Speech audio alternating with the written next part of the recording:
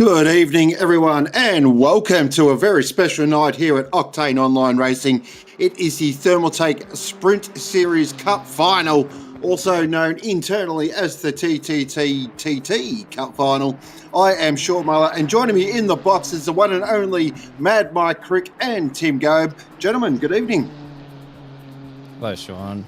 I'm not sure how I ended up with the Mad Mike moniker that you've just started to give me, but I've noticed it on a few streams now. I'm not sure if I like it yet, but we'll roll with it. Tim, how are you doing? You're gonna learn to like it, Mad Mike. I'm very happy to be here. I haven't been in the comms box for a while, actually, due to the little time zone deficit that we're having at the moment between where I am and where you guys are. But I'm excited for this one. This is my first. There you go, Mad Mike. This is my first three-way commentary. So you always lose it somewhere, and I decided to lose it at the Thermaltake Sprint Series Finals here, as we're looking at good old Felipa going around for her outlap. It's certainly. So just quick rundown of this evening's proceedings. So currently we are in a 12-minute quality session for the Watkins Glen race 1, which will be a 30-minute race. And then we'll have a bit of a chat and things, and lots of things happening this evening. Race 2 will be a 60-minute race around one of the greatest tracks in the world, the mighty Suzuka. Looking forward to that, and that will have a 12-minute quality session preceding that as well. We've got a giveaway tonight as well on the Overtake Wheel of Shame is what I'm going to call it. So that'll be exciting, of course, big prizes as well. And the one and only Glenn Germain will be joining us midway through the broadcast this evening with a special guest. So looking forward to that as well. But we, as I say, got qualifying underway, so we'll cover everything else off. But at the moment, let's, I think, get down to business. Oh, definitely getting down to business now, as they're on their first flying lap now. Like I said earlier, Felipa leading the pack here on a very, very wet, what looks to be Watkins Glen, as she manages around the outer loop right now, and she goes down the chute. Now, this is really, really slippery in the wet. It's downhill. It don't have very much traction here, as she now goes towards the toe, as some people like to call it, turn 7, and she takes a very, very wide line there. Some people decide to hug that curb on the inside, but she decided in the wet the wide line is better, or maybe she has done a mistake, as she now goes down the boot and she comes into the heel. Now in the dry, this is a very, very high, well, I want to call it high-speed corner, but you want to have a very wide exit here. Go as far into that curb as you can, as it is still within track limits, as she manages turn 9 now. Again, one of those this time uphill corners as she goes towards turn 10. Only 2 more corners to go. Now, very easy to invalidate here. This is another one of those very high-speed corners that you can really abuse the track limits. But she decides to take that first lap very safe, and you can see with the micro corrections on the steering wheel here. She goes back down the start-finish straight, and she will set the lap of the day, which will be a 151.8 as a banker lap. Now, that is absolutely flying. And certainly the GTR is known to be a bit of a weapon in these wet weather conditions. And as you can see by all these Bop tourists popping up at the front of the grid, Lucas Keys now pops in a 51.4. And Carl Johnson up there into 3rd position at the moment. So great job there from Carl, as we're looking at Breno Ellis in the Audi. Brave man in these conditions. Yeah, I'm not sure that would be my first choice of vehicle. And looking at Damiano here in his beloved Porsche. There was talk he was going to swap cars for the finals, but the love for the Porsche, I think, is too strong. Did anyone actually believe him when he said that? Did anyone believe Damiano not driving a Porsche? If that were to ever happen, I would hang up my boots and retire. That would be like Lucas Keys picking a nice-looking livery. Wow, early shots there from Mike. But yeah, we'll have a look at Lucas's livery. It's something. No, we don't have to. No, we can skip that. I think we can save that for the later. Oh, there we go. No, Ben. No, what are you doing to us? That's Lucas. You've it's done not, it again. It's You've not a managed to make me hate my GTR. favorite car. It's a Lexus, guys. Just look at the branding on it. Yeah, but that's a Lamborghini yellow, really. Let me tell you, one of the good-looking GTRs here is the BS Plus BS Plus Sport, BS Plus Racing. I don't know. BS car, BS Plus car. That is a very, very nice looking livery. It's a bit of a palate cleanser compared to two of the GTRs that are on this track, if I'm going to be completely honest. Now, another cursed car would be Taufik, if I remember correctly. He has a quote-unquote Ferrari. As Lucas Keys does tap the wall there, that would give him a bit of side damage, but it's still good enough for him to do. Yeah, still goes first, 150.8. I know that wasn't even optimal final quarter. This is very close in qualifying, so Lucas Keys on top of the timesheets at the moment with a 150.8. Philippa Bakita 0.040 behind, also known in the land as Sweet Bugger All. So really good to see the top two up the front throwing down. But as I was saying, pre-broadcast coming live, that mid-pack battle, I reckon from about 7th down to 12th, 13th is going to be pretty hectic. Yeah, I mean, already 1st to 12th is just a 1 second gap, so this is a very stacked field we're looking at here. Yeah, I don't think there's a slow person in the bunch here. There's some interesting... Yeah, I'm looking at the timing now. Taufik actually is currently got the fastest first sector.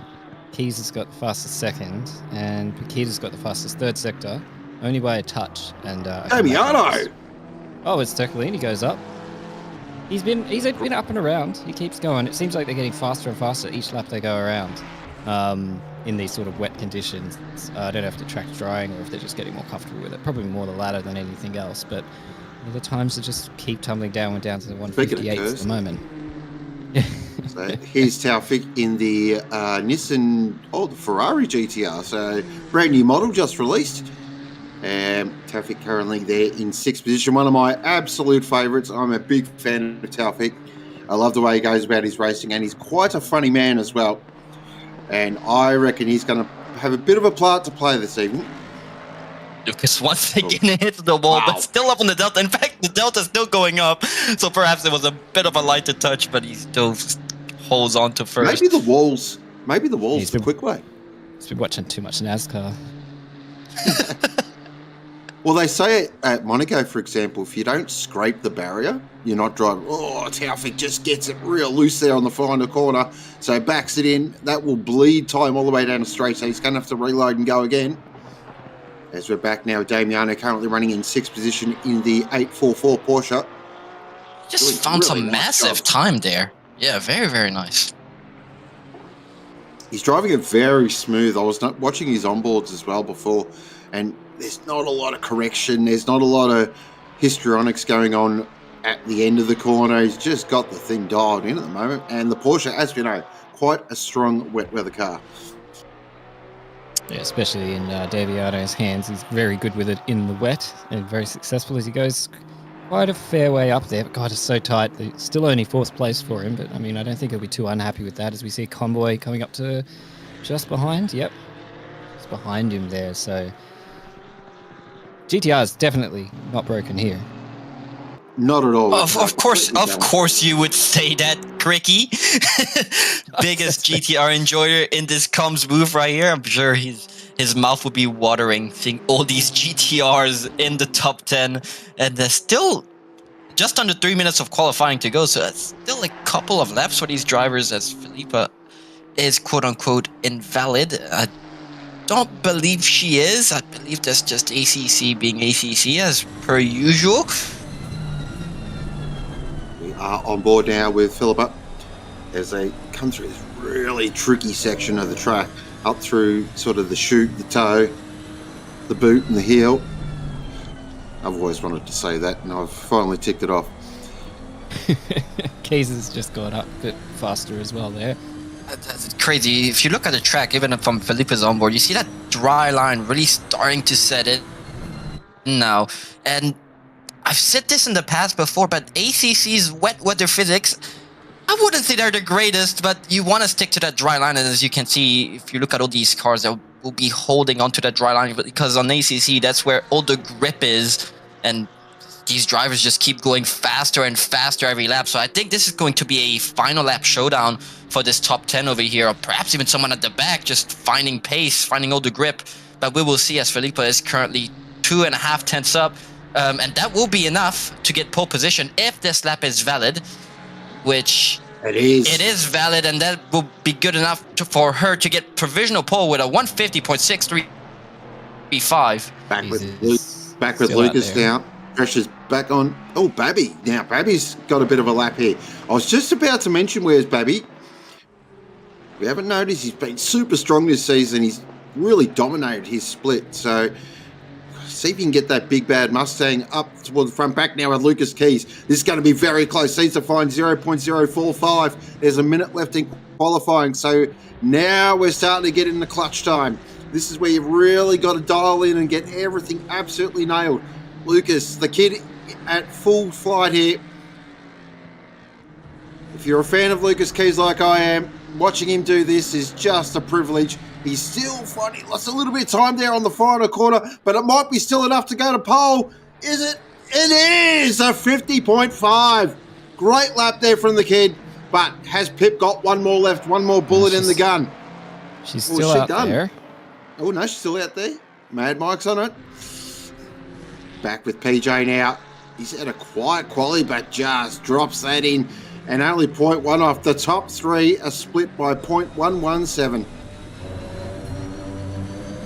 This is a very entertaining qualifying set. And Pip is still up, so she could still take pole. She's only 0.065 away from Lucas, so if she keeps that pace, she will take pole position again. But Lucas is still on track. He has crossed that line before the session ended, so he will have another lap of his own after this one. But as Pip only has to manage one last corner, a bit of a slide there, loses it, and unfortunately for Pip, it's not going to be good enough for Pip, and it's looking like we're going to have a Lucas Keys on pole here, as she will have to be okay with second corner now, but qualifying is not over as Babby, half a tenth up.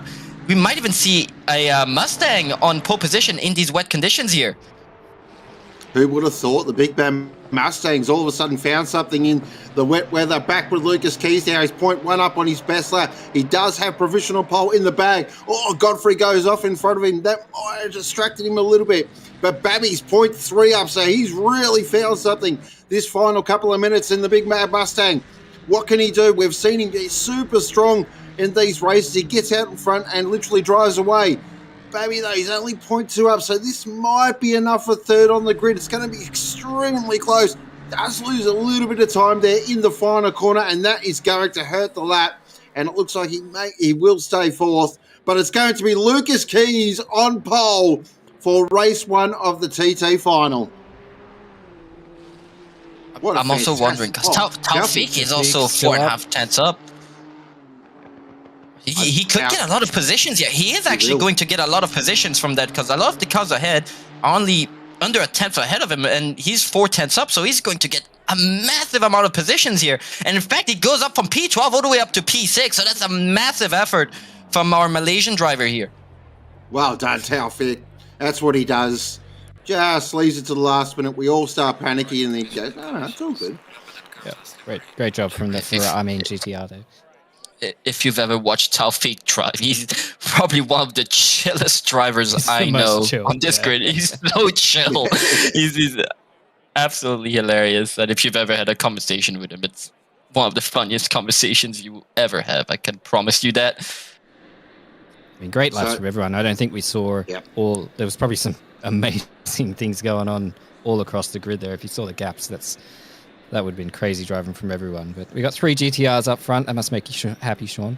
Where's the first Porsche? I can't even see it. Where is it? Oh, there it is. Right Damiano. There. Yeah, there it is. Right there. Damiano representing. 2 Ferraris. There we go. Next to each other. Don't just ignore the shape of the one in front. Yep. Don't know how he did that, but well done, Bruno. Then we got that classic red Ferrari. Here's JC's GTR right there. And then got the Greg Murphy inspired Ferrari. Mags, then we got Lele there behind in the McLaren, the Cheetos McLaren, looking really nice there. The one Aston Martin of the field, give it up for Vintner there. The Motul one, very nice. We got Squires in the Navy. Mustang, got another, what's that? Who's that? Buscovus, McLaren, and we've got Raupi. Ooh, Raupi here in the Mustang. That's another good shit. Brock Godfrey and his amazingly inspiring Honda livery. good shout for that. Here's a good looking Porsche. Here's the Kovacs boys. On the Kovacs liveried boys there as they start to take ahead. I've got all the Kovacs guys all at the back. Wow, there's a lot of Kovacs Porsches up the back there. Yeah, they were discussing all the same liveries, and they were like, we'll just run all the same, really. It'd be hell for the commentators. And I was like, hang on, hey. We're professionals up here. We know what we're doing. Yeah, we'll work it out. Yeah, exactly. So out on their formation lap. Quick weather update. It's wet. It's staying wet. That's pretty much it. And we've got a 30-minute race ahead of us. This is going to be go to woe. This is really going to kick off early. And this will be 30 minutes basically of qualifying laps. So really important to get out in front and hold that lead as well. Pip's going to really put the pressure on Lucas here. And if I'm Johnson and Babby, I'm just sitting back a little bit. Just see how this opening lap unfolds. This is going to be a very exciting lap one. All these drivers in the top 10. Extremely quick drivers. A lot of them in that top 10 have won a sprint race before, and that is no small achievement, obviously. I'm excited to see what goes on at the back as well, because as you can see, we got some silver and Pro-Am badges here. So some drivers not being able to make these finals, unfortunately, and these Pro-Am drivers and silver drivers got lucky enough to get picked. And as we said, a car spinning in the back and into the wall. So that's one of the Ferraris back there. Yeah, it is Mag. Hopefully not too much damage and he can get back into his position, but it's not the first time we've seen cars spin on their outlap. These drivers will be trying to get as much heat as possible into their tires, into their brakes, and yeah, he pushed a bit too hard. It just manages to avoid, maybe he has hit the wall, I'm not sure there, but it looked like he avoided the wall. But hopefully he's all good and he'll be able to get back into his grid position. But I'm excited to see what goes on between these two here. I've just got word through that the 86 will be starting from the back. So that is unfortunate as they form up in double file now. Time to clear the vocal cords. Here we go, 30 minutes. Race 1 of the Thermaltake Sprint Series final. Live from Watkins Glen, a wet Watkins Glen. And we have got 2 races this evening. Big prizes up for grabs as well. And this is going to be very interesting. We've got the kid up in front, Lucas Keys. Right beside him is the one and only Filippo Bakita. Then Johnson, Babby, Alice, Taufik, Thurgalini, Giacomin, Conboy, and Mags are your 10. But Mags will be starting from the back of the grid, so it'll be Lele up into the 10th position now. Get excited. Grab your favourite popcorn, ladies and gentlemen. We are racing at Watkins Glen as they head down now to turn 1. Lucas has got a fantastic start. Oh, there's a bit of bumping and grinding down from Philippa. A little bit of a touch, but Lucas holds on a little bit sideways there on the exit. But nice little bit of car control. 3 wide in the background now as they head up towards the bus stop for the first time. And it is Lucas Keys leading the way from Filippo Bakita. Johnson, Babby looks racy early in the Mustang. Wants to get this job done and get out and try and get after Filippo. As we know, Lucas and Filippo, if they get out in front early, they will drive away into the bus stop for the first time. This is normally pretty wild through here. Low grip. There is no grip on those ripple strips absolutely whatsoever, but very clean through the bus stop. A little bit of bumping there in the background, but everyone's got through it nicely. Well done as we head off now towards the back end of the race, and a great opening lap, gentlemen. Yeah, that was a fantastic start. That's what we love to see here. Some hard racing, but also clean racing. A bit of bumping here and there is okay, but nobody got harmed from all of that, and we've got a fantastic race ahead of us. It's always good to see a sprint race start without a safety car, and it is a 30-minute race. I thought it was a 20-minute race, but it's actually a 30-minute race. So I just noticed that. But let's see what happens between the 2 drivers up front, because Pip is no slouch, and none of the drivers behind are either, because if you see all the way up to 16th, it's all what would be classed as pro drivers. So anything could happen in this race, especially looking at where is he? Damiano. Yeah, Damiano. He's very patient driver. He'll wait for the driver ahead to make a mistake, and then all of a sudden he's up to the podium position. So I'm excited to see what happens with him as well. So that is lap. Yep. Sorry, Mike, go ahead. Lap 2. Well, I was just going to say, yeah, so it's one of the beautiful things about finals is that there's no one here who's slow. Like, none of these drivers are in any way someone who you'd call slow or a little bit off the pace even on their worst days. So anybody can win this race. Like, everybody's in for a chance of this. You know, if something goes wrong up front, if these guys get a little bit too hairy, there's absolutely odds on for anybody in this field. As we see, like, Bruno in an Audi in the wet, like, I can't think of a worse car to drive in these conditions. And look at him, he's right up there on the back of Babby, who we know isn't slow in that Mustang. And yeah, he's given it for him. So yeah, I'm excited to see how this all turns out. Very much so. Babby's actually, Ellis is doing very well there, currently in 5th position in the Audi. As Mike was saying, bit of a suicide mission in that car. I hate the thing in the dry, so in the wet, yeah, no thanks. I'll pass on that one, but currently doing it very well. Really actually putting pressure on Babby there a little bit. Taufik just in the background with G. Coleman and Thurcolini. So Damiano is doing a good job at the moment. Top Porsche at the moment in 8th position. And then we've got Lele and Comboy. JC is in the 10 at the moment. And there is no pit stops in race 1, so all things are smooth sailing here. And I actually expect JC to start moving through the field. We do know he loves the GTR, and we also know he's pretty damn handy in the wet. But we are back up the front with Lucas Keys, and then 0.7 behind is Bakita. These two are throwing down, and this is already starting to turn into a bit of a stoush. Looking forward to seeing how this unfolds in the next 26 minutes. A shout out to Raupi and Johnson as well. They've both, and Barker. All 3 of those drivers have actually gained 4 positions since the start. So there's been a bit of moving and shaking in the background that we haven't quite seen. But yeah, it's all happening not just up here at the front, but there's, as we were saying at the very beginning, there's a lot of potential for those big battles towards the edge. As we look now at this is Vintner and Raupi. We were just speaking about him having a bit of an old race here. The Aston Martin struggling a bit there. He's going to be in danger going down this long back straight with a Mustang that close behind him. But, you know, Aston not too slow on the straights, but the Mustang's definitely a bit of a weapon down in these sections. So we'll see if he can hold up.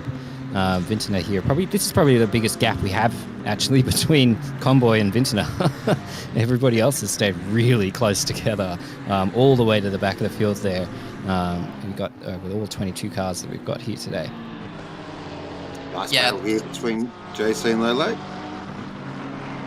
I definitely agree, but you gotta remember also the Aston is a bit of a weapon in the wet. It's a very, very stable car. Compared to the Porsche, I've been driven both. I think the Porsche still has the edge in the wet, but the Aston is definitely a weapon, as we do see a move for position here between JC and Lele, and JC does have the inside line here. He has the more optimum line. Lele goes a bit slidey, and that is just good enough for JC to simply get ahead of the McLaren driver. That was some fantastic jousting between the two of them. Certainly that will be one of the Thermaltake overtakes of the race. That was a great move there from JC. Aggressive as well.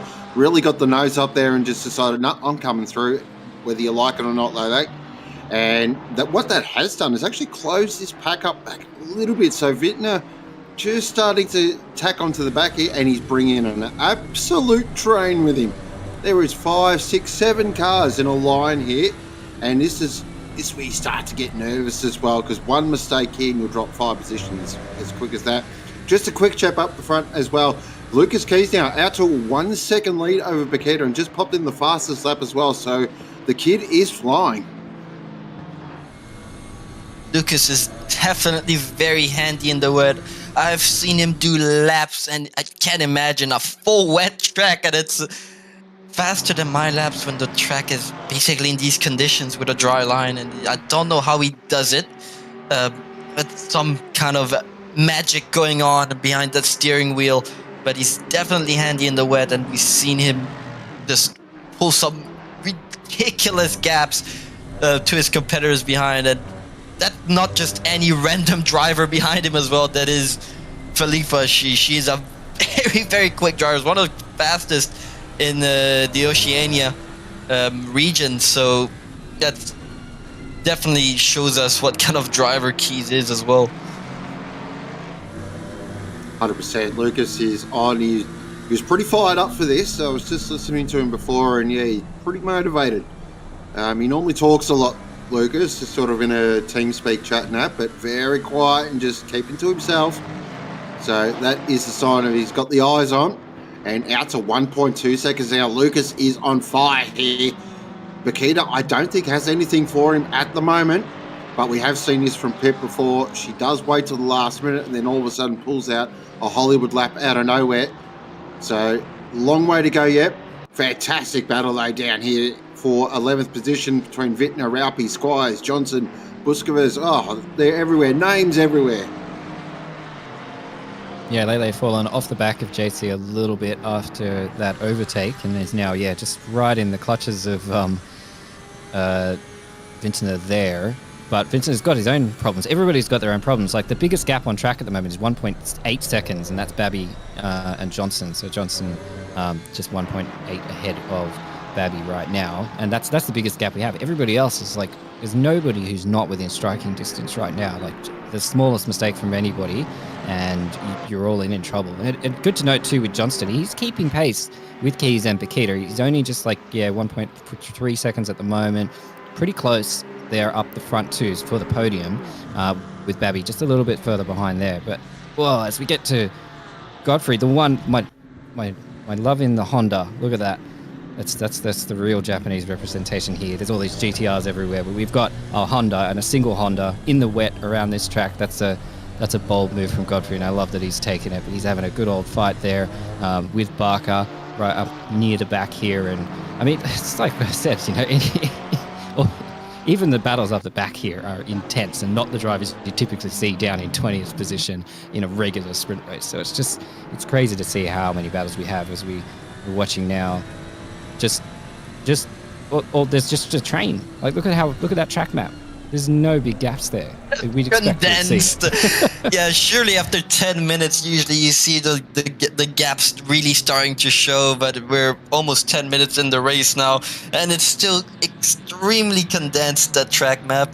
I don't think, unless someone has a massive shunt, I don't think we're going to be seeing anyone lapping anyone this particular race.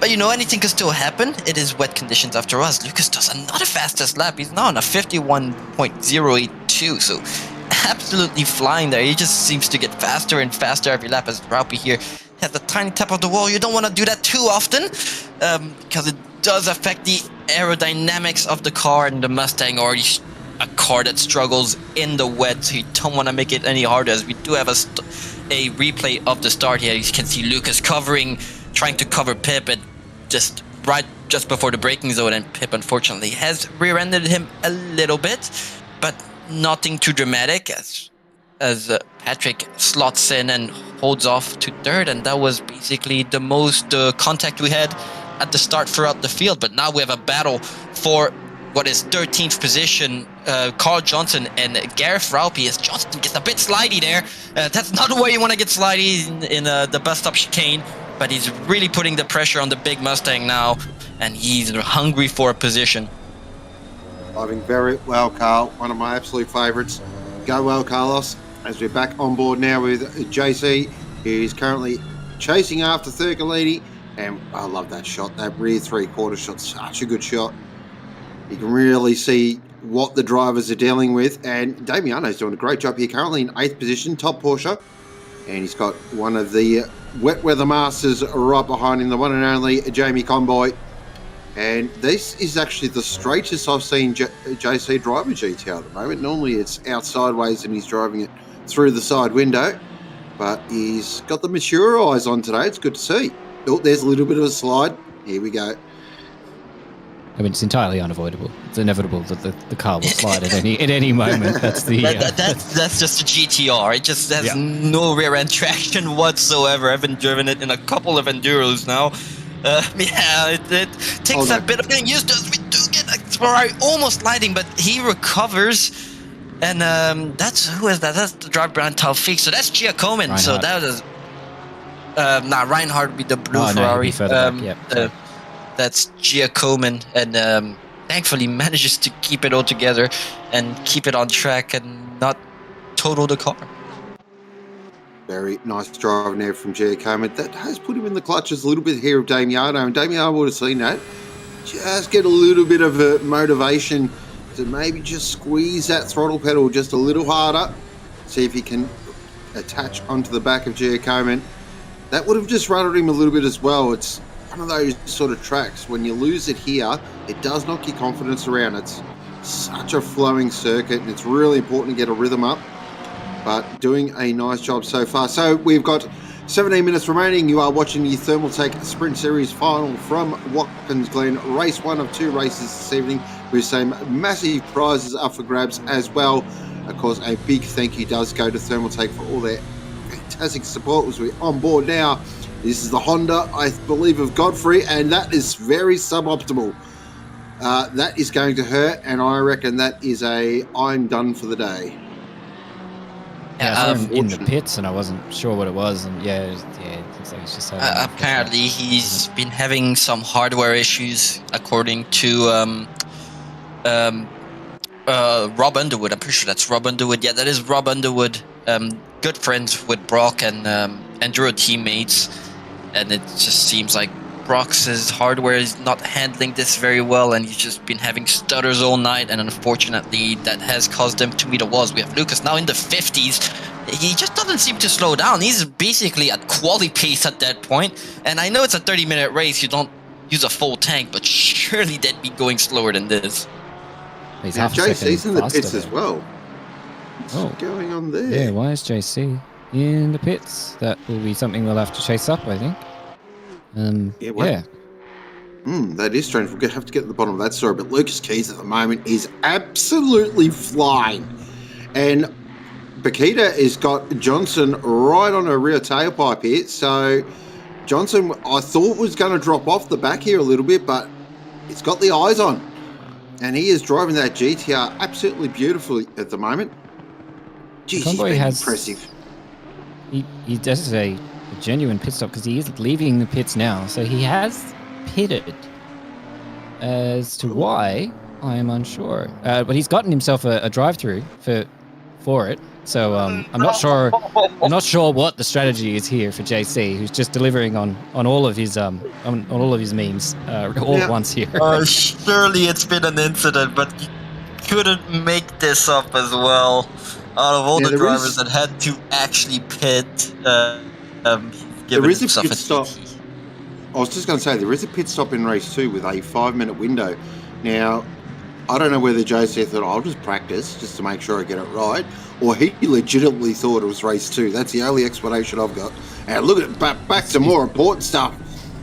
Sorry to drop there, Mike. This is spicy here. So we've got Johnson, Raupi, and Buskovas going absolutely hammer and tong at each other. That was 3 wide there at one stage. And just got to gather it back up and just settle back down. But very nice driving. Johnson's actually managed to get ahead of Raupi. And I think Buskovas was ahead of Johnson, if I remember correctly. So if I'm correct, he has gained 2 positions from this and is now up to P12. And this Buskovas was behind him. I don't quite remember. It's just there's so much action going on track. Even this going on right here, I wasn't expecting Patrick Johnson to stick to Felipe like this. He's keeping the pace in the Skillmobile GTR. In fact, he might start really putting the pressure now, as there's only 14 minutes and 12 seconds of racing to go. As we do get a replay here, and that is a replay of Raupi. And let's see what's happened here. Oh, he's gotten a bit of a slide here, and that's just ruined his momentum going up the hill. And yeah, he would have bled a lot of position from that slide. You really want a good exit of turn 1, because that exit of turn 1 is basically what gives you the pace onto that main straight before the chicane. So if you do not have a good exit of turn 1, you don't lose tenths, you can lose up to seconds. Yeah, it's the key with it's an ACC thing, really. It's very much a game that you've got to really concentrate on your exits. It's all about exits here, as you can see, Bakita there. Just a great example of that. Just squeezing the throttle beautifully and just pulling out a 10th there on Johnson at the moment. But this is definitely a turn-up. I didn't expect this. I thought Pip and Lucas would be throwing down the whole race, but Lucas, dare I say it, class of his own at the moment. He is popping in 50s for fun. Yeah, absolutely. Like again, still he's like Pip did a 51 full. A big shot into the wall. There's a little tap there. It's fine. It's fine. We know that's faster. Lucas showed us before. But yeah, like Pip's best was a 51.4 there, and yeah, Lucas is just pumping out a 58. Oh, as we get more contact. Jeez, I'm looking at times, and there's all this racing going on. Yeah, wow, they both got through that okay. Yeah, that was Squires with a huge send there on Wittner, but I think got to the big quarter and thought, oh, I'm not going to make this, and just backed out of it. So they'll fight another day. Actually, not another day. This is about to kick off very quickly here because it's clear that Squires has got pace in that Mustang. Back up the front now with Patrick Johnson, who's working on the back of Philippa here. Oh, a little skatey there on the exit as we jump on board now. This will get a really good view of the different lines the drivers are taking as well. You can see Pip there, very much a late turn in, where Patrick was more of that early turn in and just using the radius of the corner. So really interesting to watch this. I love this kind of stuff. It's really interesting to watch and sort of analyse driving styles and see that you don't have to have exactly the same style to achieve speed. See, once again, now Pip goes really tight to the corner. Patrick a little bit later on the apex. Great driving for both of them. We've got 11 minutes remaining. You are watching the Thermaltake Sprint Series final from Watkins Glen. Race 1 of 2 races this evening with some big prize up there. Oh, Pip's made a mistake there in the final corner. PJ's going to move up the inside. Oh, Patrick Johnson's in second. Pip's made an error. Oh, drama. Wowee. Did not see that coming. Just goes to show when you put pressure on, doesn't matter how good you are, the cracks will appear. Wowee. Yeah, was absolutely massive. Watch the replay here. So Pip does goes a little wide. The grass, yeah. Touched too much grass. You don't want to be doing too much of that. And then she's lost it again too, trying to stay and avoid the contact there. But wow, that's why you want to be that close, right? That's why you want to be right chasing up behind him. And it's what I was saying earlier with Johnston, managing to keep up with those two when they were racing along. That's just giving him the opportunity to take advantage of that. And through goes Patrick. Well said there, Cam, in chat. Cam with his benchmark analysis there, as always, as we're on board with Jacket Mags in the beautifully turned out Greg Murphy inspired Kmart Ferrari, and actually putting in a bit of work here on Busquets, because Mags did start from the back of the field after that mishap there on the warm-up lap. So good solid recovery drive so far. And Busquets is about to have to get to work here because he's got the Kovacs boys of Charman and Rochford coming in as well. Now, I know those two will be in a party chat, and I know they will be absolutely fully focused and dialed in. They take their racing pretty seriously over there at Kovacs, and it's good to see a few of the drivers in the finals. So we are back with Ben Wittner, who's currently in 10th position at the moment in the Soul Aston, with Squires working on the back. If that is Carl Johnson just tailing off the back there. But these are just starting to spread out these gaps. Now, what I'm interested in is to see if Pip can get back on the back of Patrick Johnson. That is what is going to be intriguing with these 9 minutes remaining. It's an entertaining battle for us, and it's also a good thing for Lucas as he pulls even more of a gap to these two drivers. And the more they battle, the slower they get, and the more of a gap Lucas will get between these two. As you can see on the track map here, it's like a 5-second gap. Yeah, it's 5.7 seconds between Lucas and P2 at the moment. I'm wondering what Patrick's plan is here, because sure, Pip made a mistake, but she also has pace, and there's still 8 minutes and just over 8.5 minutes to go. And so I don't think that battle for P2, like you said, is over. I think we're going to see these two jousting until the very end. Now, it's just keeping a little bit of an eye there on G. Coleman as well while you were talking about that there, Gobby. And I don't think I've seen him back or drive it into a corner, not sideways. There is a lot of wheel work going on in that Ferrari at the moment, and he is chasing the Nissan Ferrari. of our one and only Taufik. I just can't get used to that. Normally these meme liveries I can get used to, but I just cannot get used to that one. Yeah, I wonder who made it.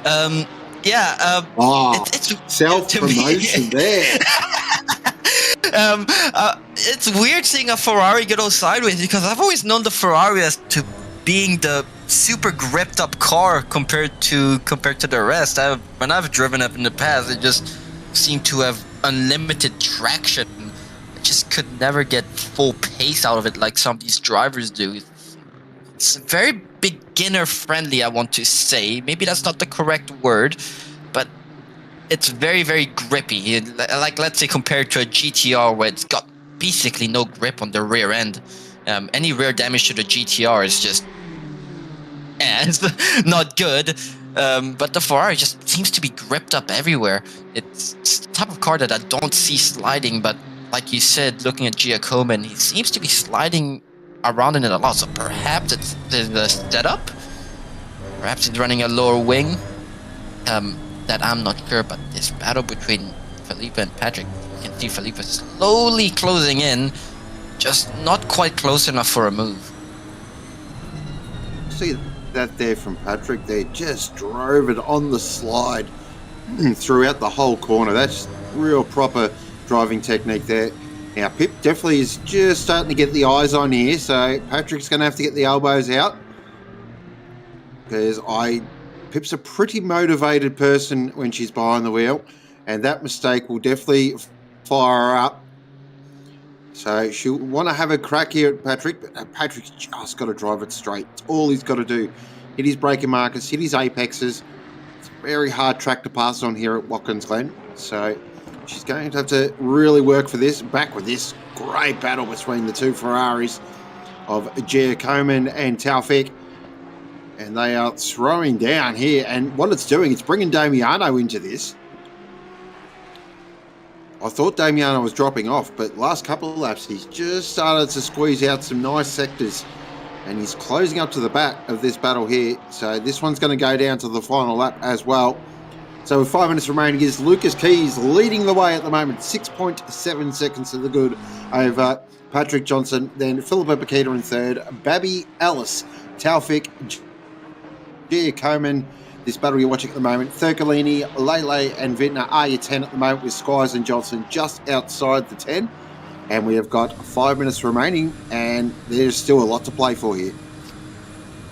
Yeah. We've talked about Damiano in the past. You know, you'll be battling with someone, he'll be behind you, and you'll see that gap. Let's say it's a 5-second gap. So you think, oh yeah, I'm safe. So you'll be battling with the car in front of you, and all of a sudden, knock knock, who's there? It's Damiano Turcolini waiting for you to make a mistake, and then all of a sudden he's ahead of you. We've seen that play out so many times with Turcolini, so I wouldn't be surprised if it happens again here.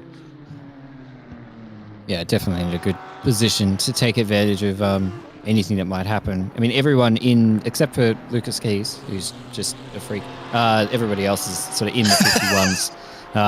Everyone in the 51s at the moment, so they're all doing basically the same pace. Taufik the slowest, but that's only because Taufik's done a 52 flat, you know, and so they're all roughly around that same kind of pace with each other. Bakita and Johnston, not much between them, you know, a tenth or so.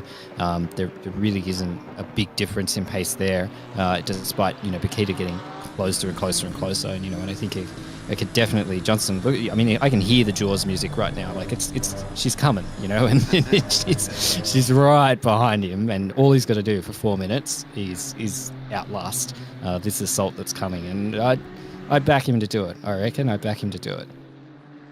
That's no hard task, you know, just keep Felipe behind you. It's super easy. Yeah, I love how casual it is. It's just Philip, it's fine, you know, no problem at all. No big deal. So just got to change the position as well, I believe. Yeah, he has. Peach Armours there. It's got over Mags there, so that's a position swap there for 16th and 17th at the moment. And that is the World Championship down there. They are, I'm just having a look here at what's being queued up for us. Wow, that is a proper fight down there. Just got ourselves a replay here. We look, so Mags just get a little squirrely there as they head off towards the bus stop now. And then Pudley just goes, all right, I'll go around the outside if you don't mind, in the Porsche, out dragging the Ferrari down the straight. Oh, he's going to send it around the outside as well. Oh, that's a great move. Oh, Pete Chalmers, that was beautiful. Excellent stuff. There's... imagine a Porsche overtaking something on a straight. Imagine it. You don't have to. We just saw it. That was definitely full send here from Pete Chalmers, and it has paid off. And it's looked like Felipe actually managed to get back around Patrick Johnston, so Patrick not being able to hold her behind, and she's back up to P2 now. So something's happened there. We'll definitely get to the bottom of that story, whether it was a legitimate overtake or there might have been a bit of mistake there from Johnson, but we'll get to the bottom of that. But again, that's just changed things a little bit. There are points on offer as well. So we've got a point system where I believe it's full points for race 2 and half points for race 1. Here we go. So having a look, is that Patrick Johnson just running in a little deep? It is. And he just missed the apex, and that just opens the door. And Philippa goes, thank you very much. I won't be asking a second time. Yeah. So look, here we go. Yeah, you can see the grip differential here as Jamie Conboy has another drive-through. I used to say, just do it for a laugh now, aren't you?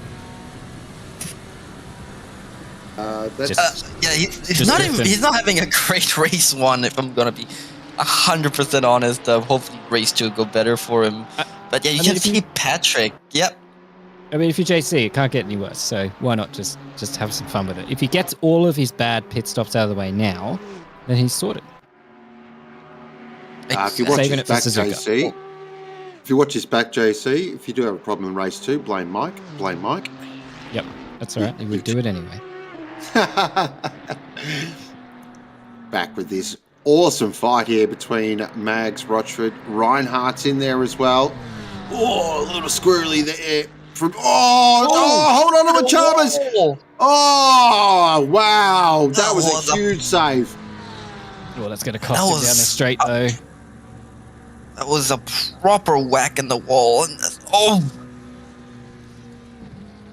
these drivers really not giving themselves more than a millimeter of racing, and they're very brave. You can tell that these drivers really trust each other on the track as well, because they're racing each other hard, but they're also sending it in spots where I don't know. I personally wouldn't have the trust that they have to send it in those particular spots, especially in the bus stop, in the wet nonetheless. In the dry, yeah, doable. In the wet, it's a different story.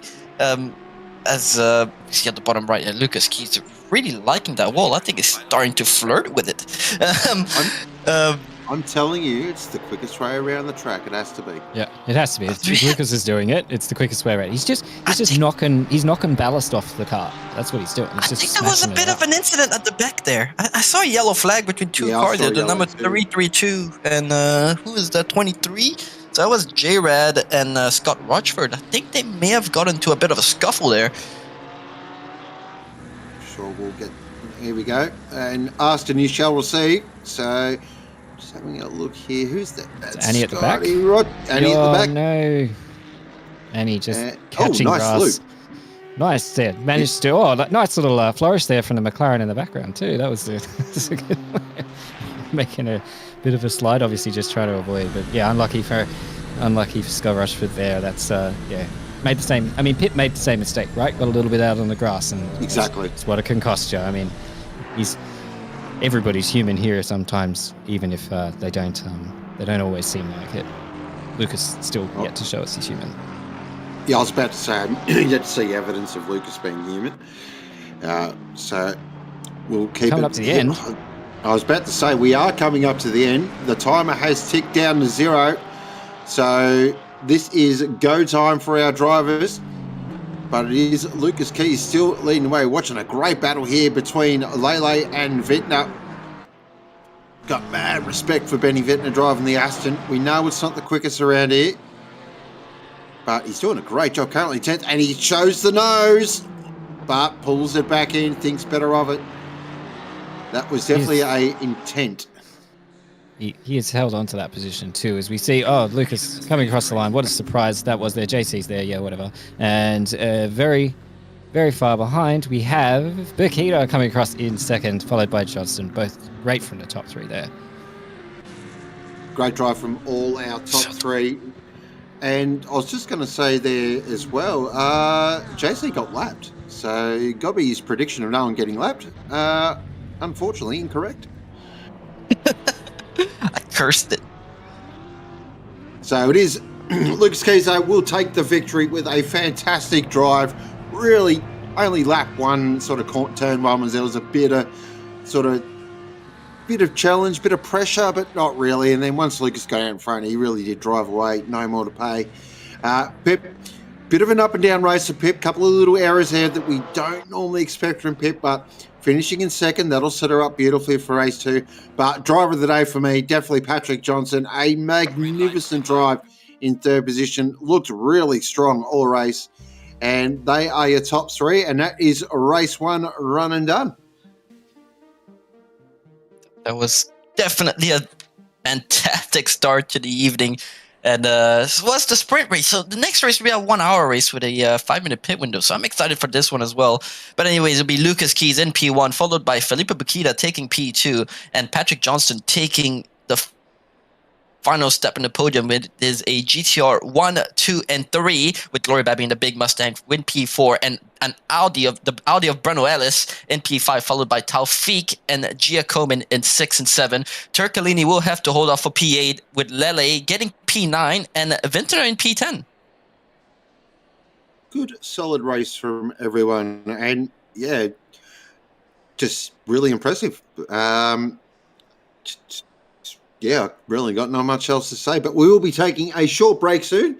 So make sure you do stick around and fill up your popcorn and grab yourself another beverage, and we will be back.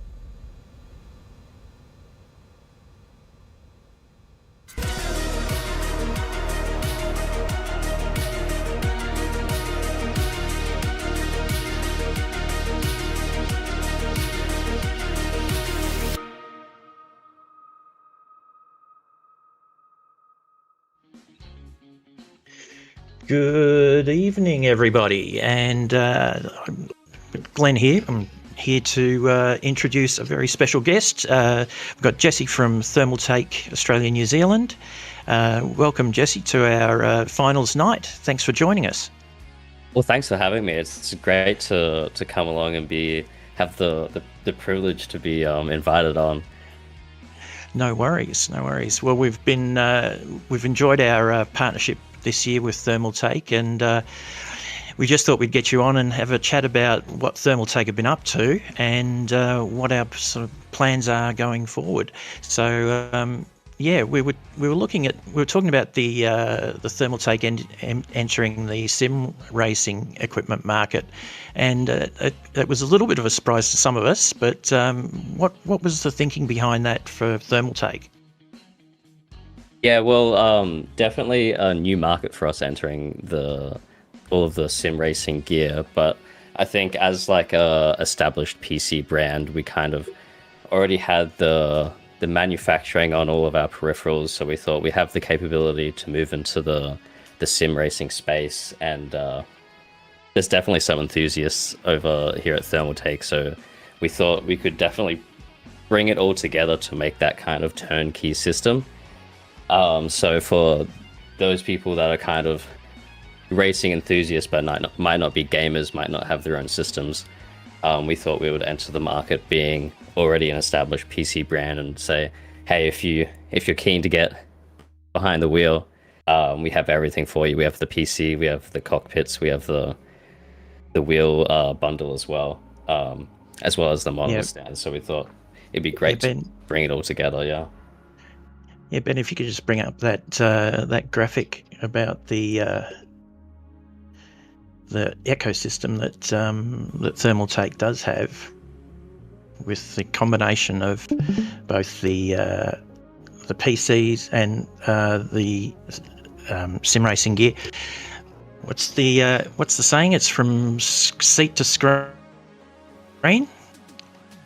Is that how it goes, Jesse? Yeah, absolutely. It's we've kind of we wanted to bring everything together. So we have all our PCs on the left of that graphic that are capable to play any sim racing game. But we also wanted to make sure you could get everything within our ecosystem as well. And looking to the future, we have a lot more, because we've just entered the space pretty much. We have a lot more coming. So the G6 wheel bundle, our top prize for tonight.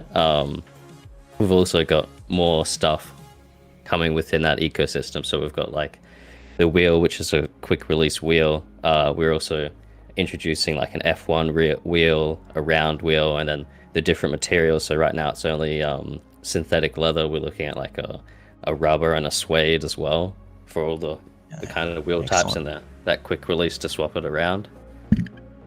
Very good. Yeah, the G6 I know was used at PAX recently, and a lot of our, many of our team got to give it a try there, and the feedback was very positive about it. So yeah, it seems like a very solid bundle.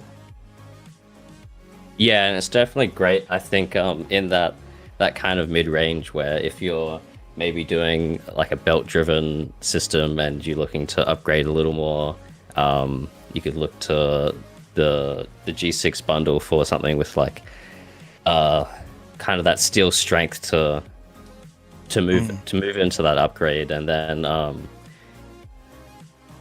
in the future as well, we're looking at a 15 and a 20 Newton meter wheelbase as well. Really? So if you want to continue that and stay within, it's pretty easy to upgrade. I think we're looking at, definitely first half of next year for the 15, but not sure about the 20.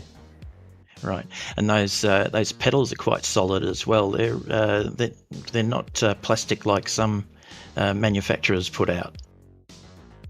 Yeah, and we want to make sure that they could last as well, with the steel structure on those pedals, as well as looking at we showcased them at PAX as well, the dampening kit to kind of add more of that realism.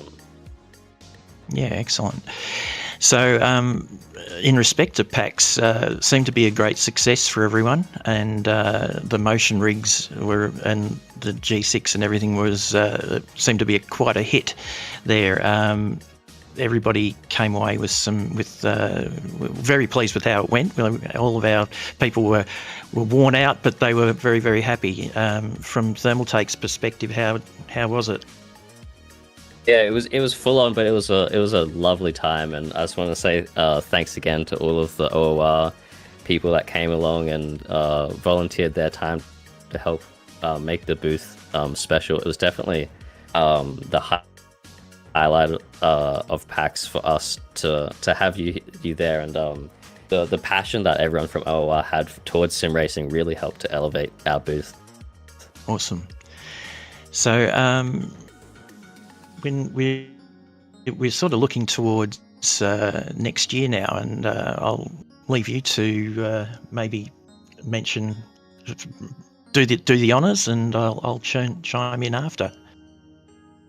Yeah, absolutely. Thermaltake has just been so pleased with our partnership that we're looking to extend our sponsorship into OOR for all of 2026. Yeah, that's great. Ben, if you've got that other graphic there, that'd be cool to bring up. Yeah, so Thermaltake are going to be the major sponsors, naming rights for all of our Wednesday, Thursday series. That'll cover any series that we're running on that is broadcast on YouTube and Twitch. And Thermaltake have kindly decided to present trophies to each of the winning split drivers for each season, which is great. And we're also going to look towards a end of year finals series, and that may, depending on how the sim racing ecosystem and things goes next year, with so many new games coming on, we're actually really not sure what everybody's going to be wanting to play as we get through into the middle of the year and towards the end of the year. But at the end of the year, we will have final series, and that too will be supported by Thermaltake. Couple of the really good things, I think, Jesse, that we're going to be incorporating our academy drivers in both an end of season random draw for a prize, and also in the weekly series random prizes, which has been quite a hit amongst everybody this year with the Thermaltake gaming mouse, and we're looking forward to continuing that next year as well. Yeah, and we've decided to switch up our random prize for next year as well. So look forward to seeing what that is. Yeah, we'll keep that under wraps for now, and give everyone something to look forward to in the new year. Yeah. And the other thing that's been a hit has been our thermal overtakes, and that's generated a lot of interest amongst all the drivers around the place, and we're going to continue those next year as well, with an end of year prize for the Thermaltake Overtake of the Year to be announced. Yeah, looking forward to it. Looking forward to see how everyone votes, and I gotta say it's probably the favorite part of my week when the overtakes come across my desk and I get to put it together and look at the highlights. It's a lot of fun. Yeah. For those who don't realise, Jesse does put all that together for us each week, which has been a great help. But we're also going to look at increasing our social media collaborations and promotions online as well. So all in all, it's a big success for both. For OOR, and we're really pleased to have Thermaltake stay on board for next year. So just want to thank you very much for that, Jesse, and all the team at Thermaltake, because it's been great to deal with you all. No worries. Thanks for having me, and been loving the kind of partnership that we've built up, and looking forward to everything that happens into the new year. Cool. Thanks very much. We're going to throw now to our thermal overtake of the year, and I'm just going to bring up the poll so that we can get our viewers, once they see this video that's about to come up, they can vote on that overtake. We've got 4 rippers for you all to watch. So without further ado, Ben, let's go for it.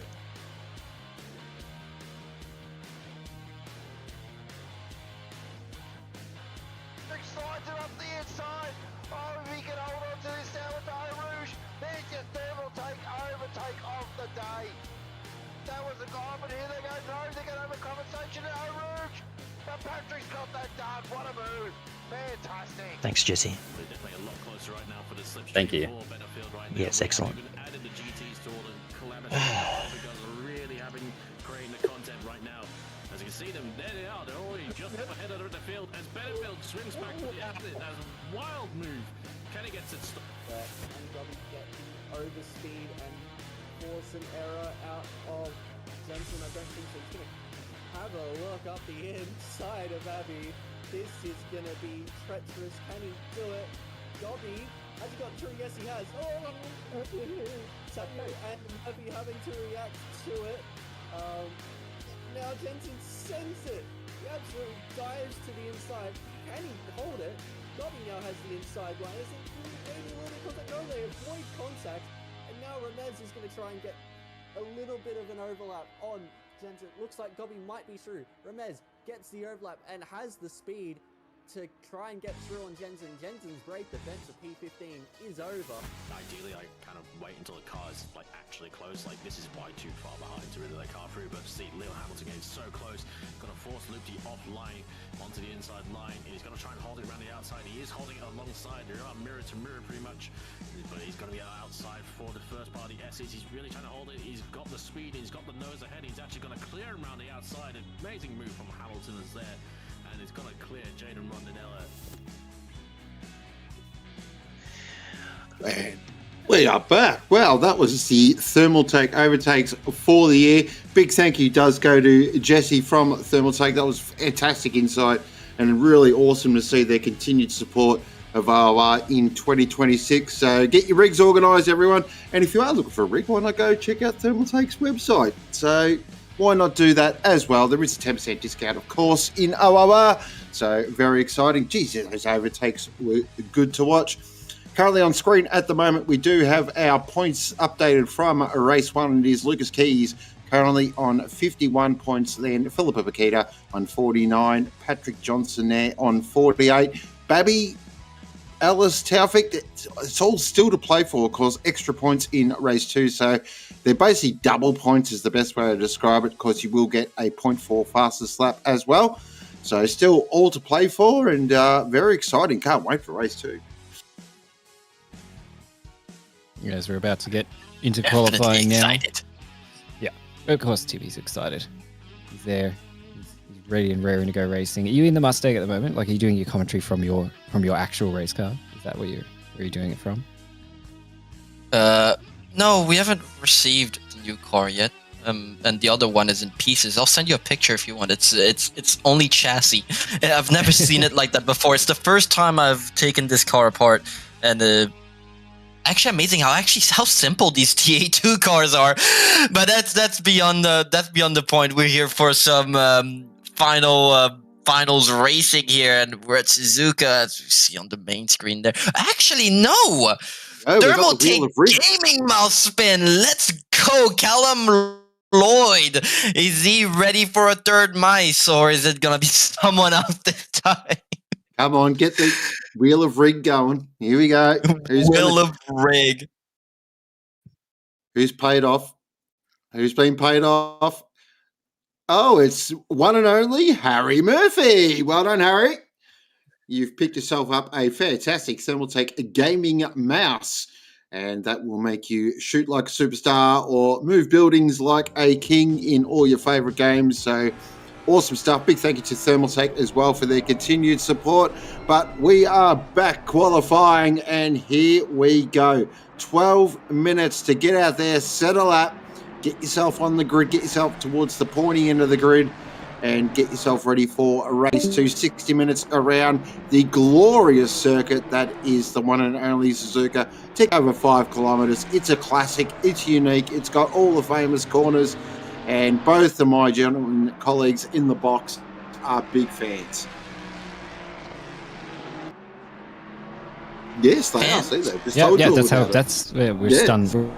We're sitting in stunned silence. That's just how excited we are.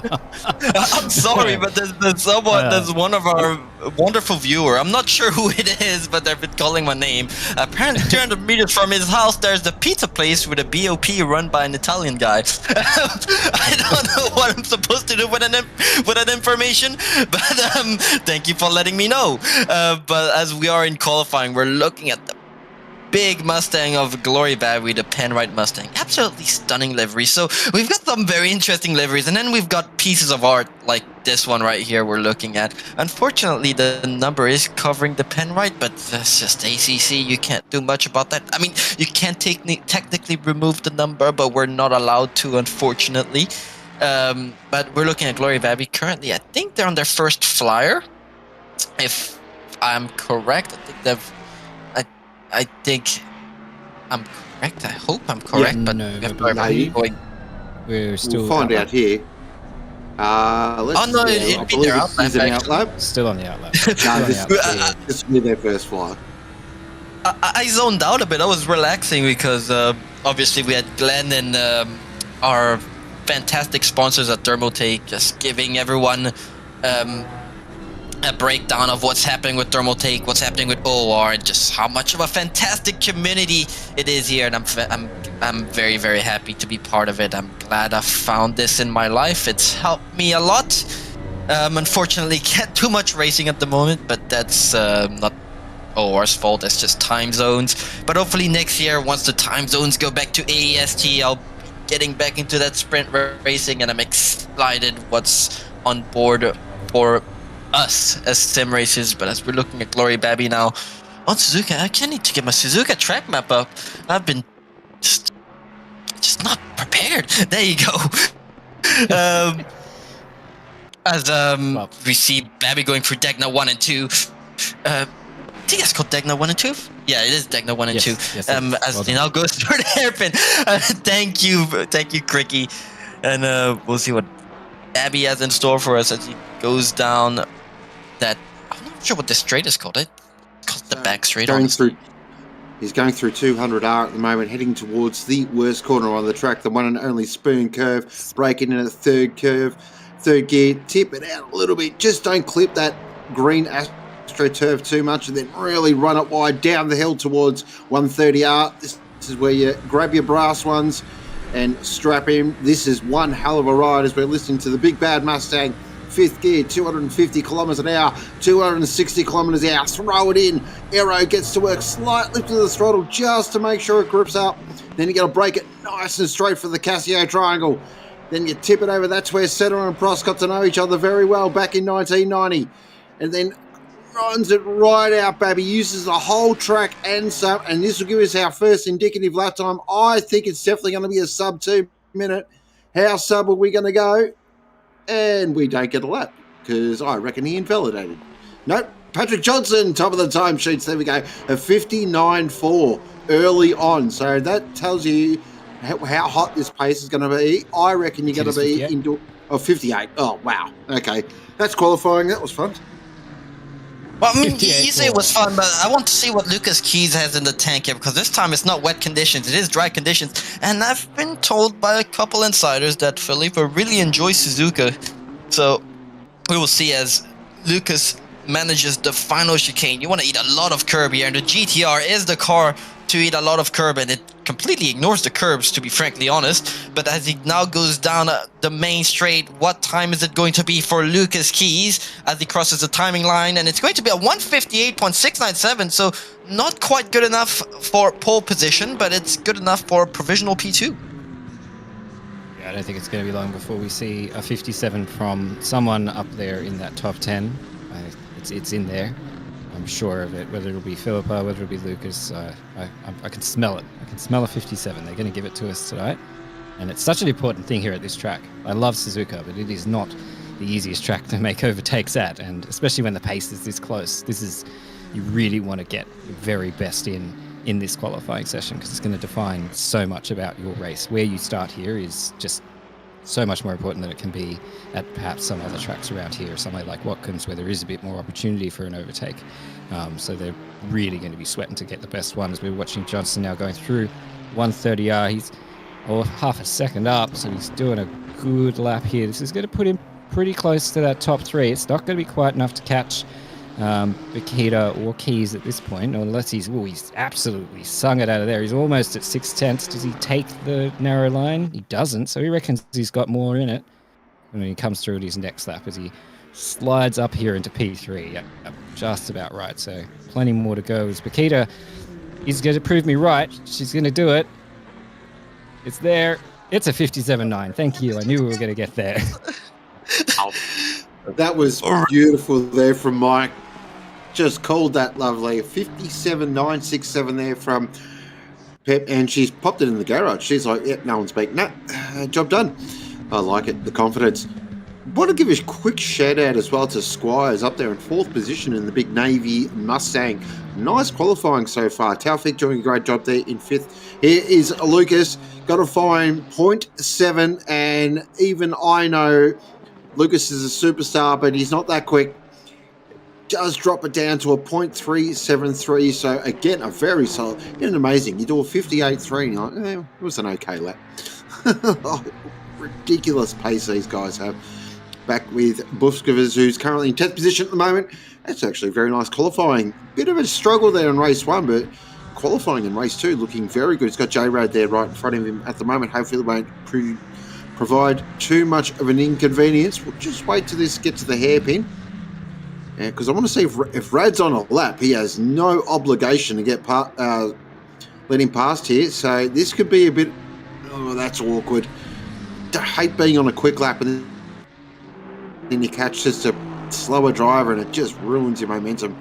So that will be reload. Back with Benny Vettner, who's currently in 7th in the moment in the Aston, doing a nice job so far.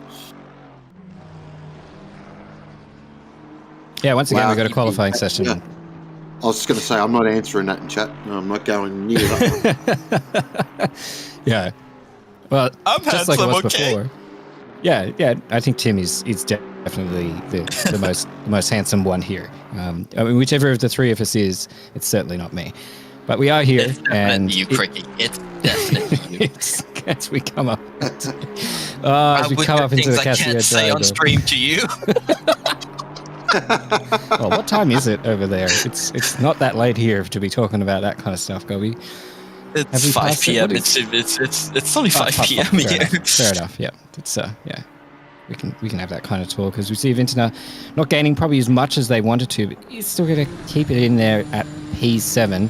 Nobody's quite matching Bakita at this time. Lucas isn't on a particularly good lap right now. Nobody's really gaining a lot. This is such a tricky track to get that perfect lap at, because of just it's such a long track, and there's so many occasions where you can, push just that little bit too hard. Track limits can be a problem here, and you don't get many laps here, unlike you do at Watkins, where you can do, quite a number of laps. You really get, in a 12-minute session like this, you really get maybe 5 laps at most if you optimize it. But yeah, it's not somewhere where you can really afford too many mistakes, similar to Spa and a few of those other longer tracks like that. So it'll be interesting to see if anyone can challenge Pip. It's certainly on, as Lucas is now looks like Lucas has just started a lap, and he is up at the moment. Johnson, we can see they're also up, so it's still anybody's money, but Pip's definitely set this pace quite high. Very much so. Talk about Pace the looking grip very levels strong. at Suzuka as well. What group? Yeah, one There you grip go. pretty much. Suzuka has the optimal amount of grip. I don't want to hear any of this slander about Suzuka's level of grip. This is exactly how much grip a racetrack should have. It shouldn't be too grippy. It shouldn't be too slidey. It's the perfect amount. You just get that little bit of slide, especially in a car like the GTR, which just likes to slide around every corner here. GTR bias track, and we're now looking at the Lexus of Lucas Keys. He is almost a 10th up here as he exits Spoon. His delta is pretty much equal, so that's pretty much staying equal to what he did whenever he did his 58.3. But let's see what he does here, as he does have a couple more corners to navigate. The infamous 130R here. That's a very full send corner, and he has set it a bit better than he did last time, and he does find a bit of time there, as he does have to manage the final chicane. Eats a lot of curb here. That's the line you have to take. Does end up losing a bit of time on exit, but he's still a 10th up. It won't be good enough for pole position, but it should perhaps bring up the morale, and he does have one more lap to go. Let's see if he can do one of his magical laps to perhaps snatch pole position, as we have Glory Babby here in P3 and 0.8 behind pole position.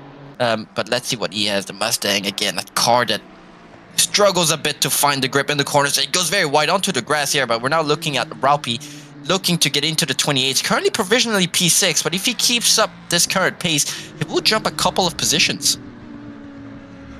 Nice job there from Raupi, currently in 6th at the moment. As he heads through 130R down towards the Casio Triangle. Really important braking zone, this one, and you can be super aggressive with the Mustang across the curbs, as Raupi is showing there. Lost a little bit of time there on the exit. So easy to do. Just a little bit of a slide will bleed tanks, but this lap will be an improvement. Is it going to be enough to take over Squires? I don't think so, no. So he's going to have to go again, as we're back here with Pip, currently a best lap of a 57.967. That is not getting beat unless it's herself. See, that example right there explains why Spoon is the stupidest corner on the track. It is an absolute killer on splits. I've seen many a good delta loss there. Flicks it through 130R, maximum commitment. That is right on the edge of track limits, and then breaks it beautifully straight. Clips the curves beautifully at the Casio Triangle. Now, exit here, super important. Once again, just bleeding a little bit of time there. And this lap will not be an improvement. No, it won't. So Pip will start from pole, though, with that 57. A fantastic lap. Looking back here with JC at the moment. Currently in 9th position. And up pretty good on his lap here at the moment. 0.2 to the good. So if we just find a little couple of tenths here and there. And hopefully JC can move up the order. And we will get Mike, maybe during the race, to explain what the hell that is on the side of that car. Absolutely. It's easy to explain. I think JC's in for a good bit here, though, for his qualifying lap, because he doesn't actually have to make a pit stop here. So he's probably going to be all right, and he's probably going to finish this just fine. That is Gegnar, by the way, on the site. Is it Gegnar? I actually don't know how to pronounce it. It's Pokemon. Oh, look at that. He's just gained 3 tenths. Just there. Look at how good that Casio. That was a perfect Casio triangle from JC. The exit maybe could have used some improvement, but he's not going to care, as he does improve his lap there. Probably not by enough to get to P8, but he gets close there to Babby. To Giacomin, and he'll be happy enough with that. He can make some positions from there. As Squire's here coming around. Doesn't look like he's going to make a significant enough improvement to catch P4. No, just not quite enough there. And it does look like everyone's sort of cycling down here as we go out of qualifying and get ready for the race. Certainly. So Pip will start from pole, and Lucas Keys in second. So business as usual. Their standard operating procedure, really. And then Patrick Johnson, Babby Squires, Bruno Ellis, and it's Raupi, Giacomin, Comboy, and Taufik are your 10. As we are looking at the beautiful... Oh, there we go. Look at the timing there. Big thank you does go to our one and only Benjamin Hignett for all these fantastic pictures that we're seeing. And, of course, our race director, which is, I believe, the one and only Alex Emmy, who is killing it over there and doing a fantastic job. And, of course, the stewards, we could not go racing without you. You have been magnificent all season. Not just this race, but all season. So a huge thank you does go to all our amazing stewarding team. and they've had a relatively quiet night, so they'll be enjoying life, I think. Yeah, even when the drivers behave, the stewards box gets pretty quiet, and there's times where there's just too much actions, too many incidents. We all have our bad days, and sometimes races just have a ton of incidents, and then the stewards need a couple of drinks after a race. But they're probably enjoying a relaxing day this time. But still one more race to go. And this time it's a 1-hour race at the one and only Suzuka. So let's see what happens. I think as long as turn 1 is clean, as I just saw a car disappear in the background here. As long as turn 1 is clean, I think it's going to be a relatively clean race, but that does not mean it's going to be full of action, as we saw at Watkins Glen.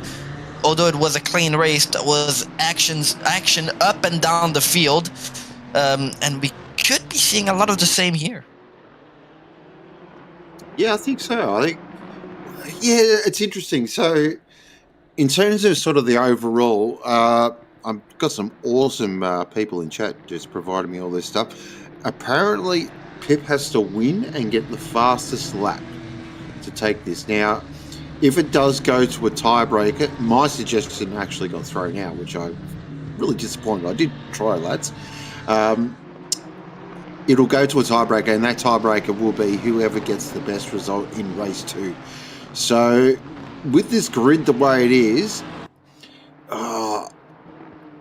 we'll have to see how lap 1 goes. I don't want to call it too early, but I feel like Pip's in the box seat here at the moment. Well, we've also got pit stops in this race as well to contend with, which can obviously throw a big spanner in the works. It just takes one, one speeding penalty to change the whole order, especially with a grid that's going to be so close together in terms of pace. The pit stops are actually going to be super duper important here, as well as things like track limits. Track limits are a much bigger thing here in the longer form race, as well as at a track which just has a slightly more punishing track limits than perhaps Watkins Glen does. So I think there's a few elements in here that are going to make things just that little bit different and make it just a little bit spicier and mean we won't really know quite as early just who's going to come out on top here. But I'm very interested to see it. We've got the same front row. There's swapped positions, but the front row is the same, and it'll be interesting to see who comes out on top here. Pip's looking pretty good with it with that qualifying lap, and I know she's a fan of Suzuka, so we'll just have to see how it all plays out. But I'm definitely excited. If our viewers didn't know as well, we only have a 5-minute pit window around the 27.5-minute mark into the race. I'm not going to do the reverse math for that, but as we go side by side here, and how about we let Cricky do this race start? He's a big Suzuka enjoyer, and it's 3 GTRs on at the front. I think it's only reasonable to let Cricky do the race start for this one. So it's all yours, Cricky. Oh, yeah, thanks. No pressure there, Tim. Thanks. Appreciate it. You're a wonderful man.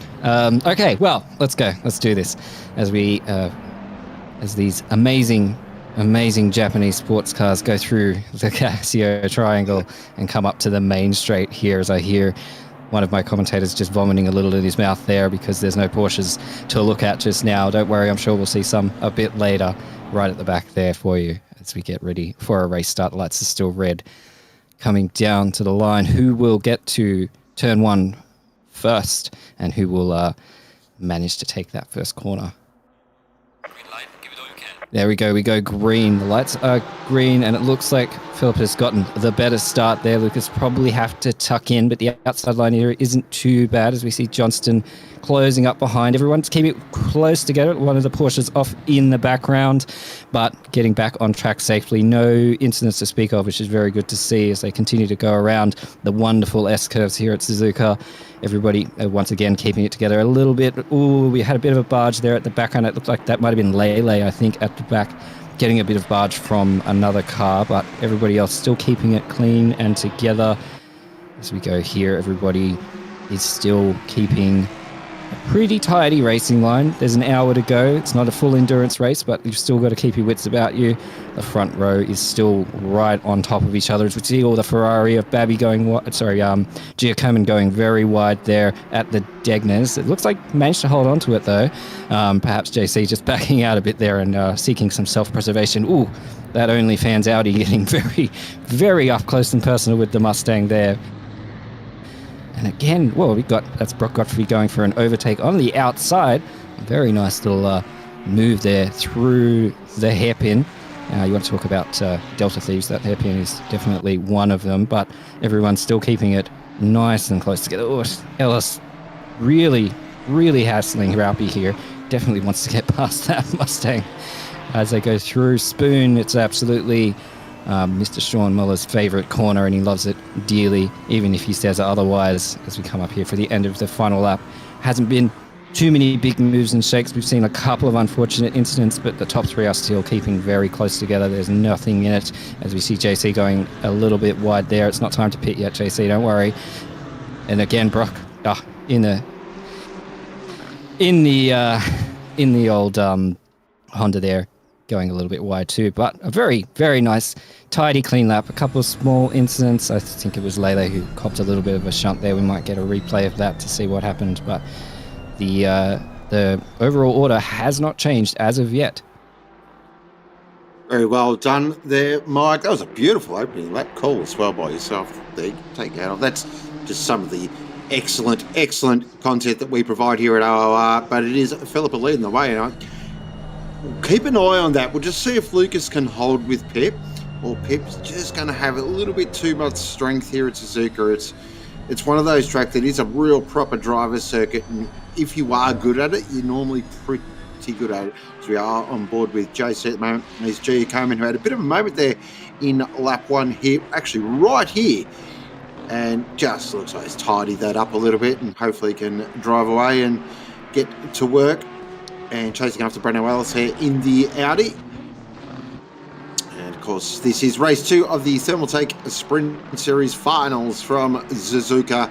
And out to big prizes up for grabs. The top 3 will take away all the chocolates. And we've got a bit of a moment here. That's Barker there, and that's Vittler. And that is a contact that will be coming with an invoice. Unfortunate, but we have contact at turn 1. Very easy to do. And I have no doubt that will be off to the office and maybe get a little bit of a paddywhack. Yeah, unfortunate there. It's a bit of work for the stewards this race. I'm here. I had to step out the comms for a moment for I've been just called by an outside relative, and I had to step out the comms box real quick, but I'm back here as we have Taufik battling with Mags now for what is 10th position in the race, and Mags looking very racy here as well, as we have a beautiful picture of Lewis Hamilton and his trophies on the roof.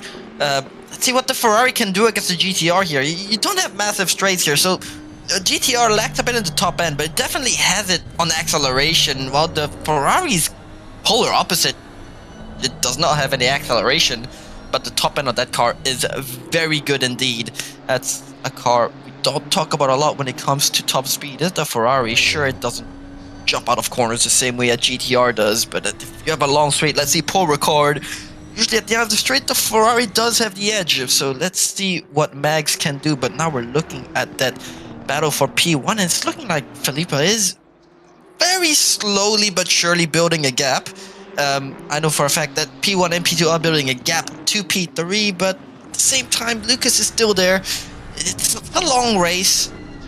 He doesn't have to pass her just yet. Perhaps probably waiting for the perfect opportunity, perhaps a mistake, or perhaps even in the pit stop, perhaps looking for an undercut or overcut at Suzuka. I'm not sure which one is stronger here, as we're not on board with Raupi. Currently in P6. Fantastic quality from him, and he's looking to hunt down Aiden Squires. Doing a nice job there, Raupi. And 2 Mustangs up towards the... Oh, 3 Mustangs actually up towards the front of the field. So GTR and the Mustang proving to be the proper package here this evening. And Breno doing a nice job there in the Audi, just holding on, and for dear life, he'd be sideways. Oh, the wheel work on that Audi would be something to behold. I have no doubt about that.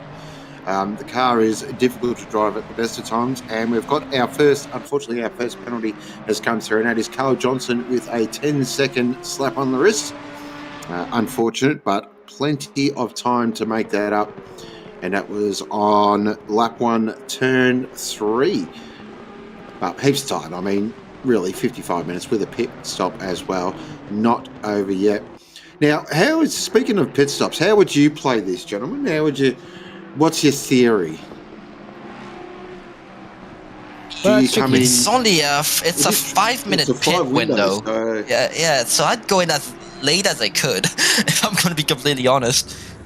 For this race, you can't really do the fuel strat where you're under fuel or over fuel to start and then go long. You can't really do that, as you only have 5 minutes to your pit stop, and that's pretty much 2-3 laps.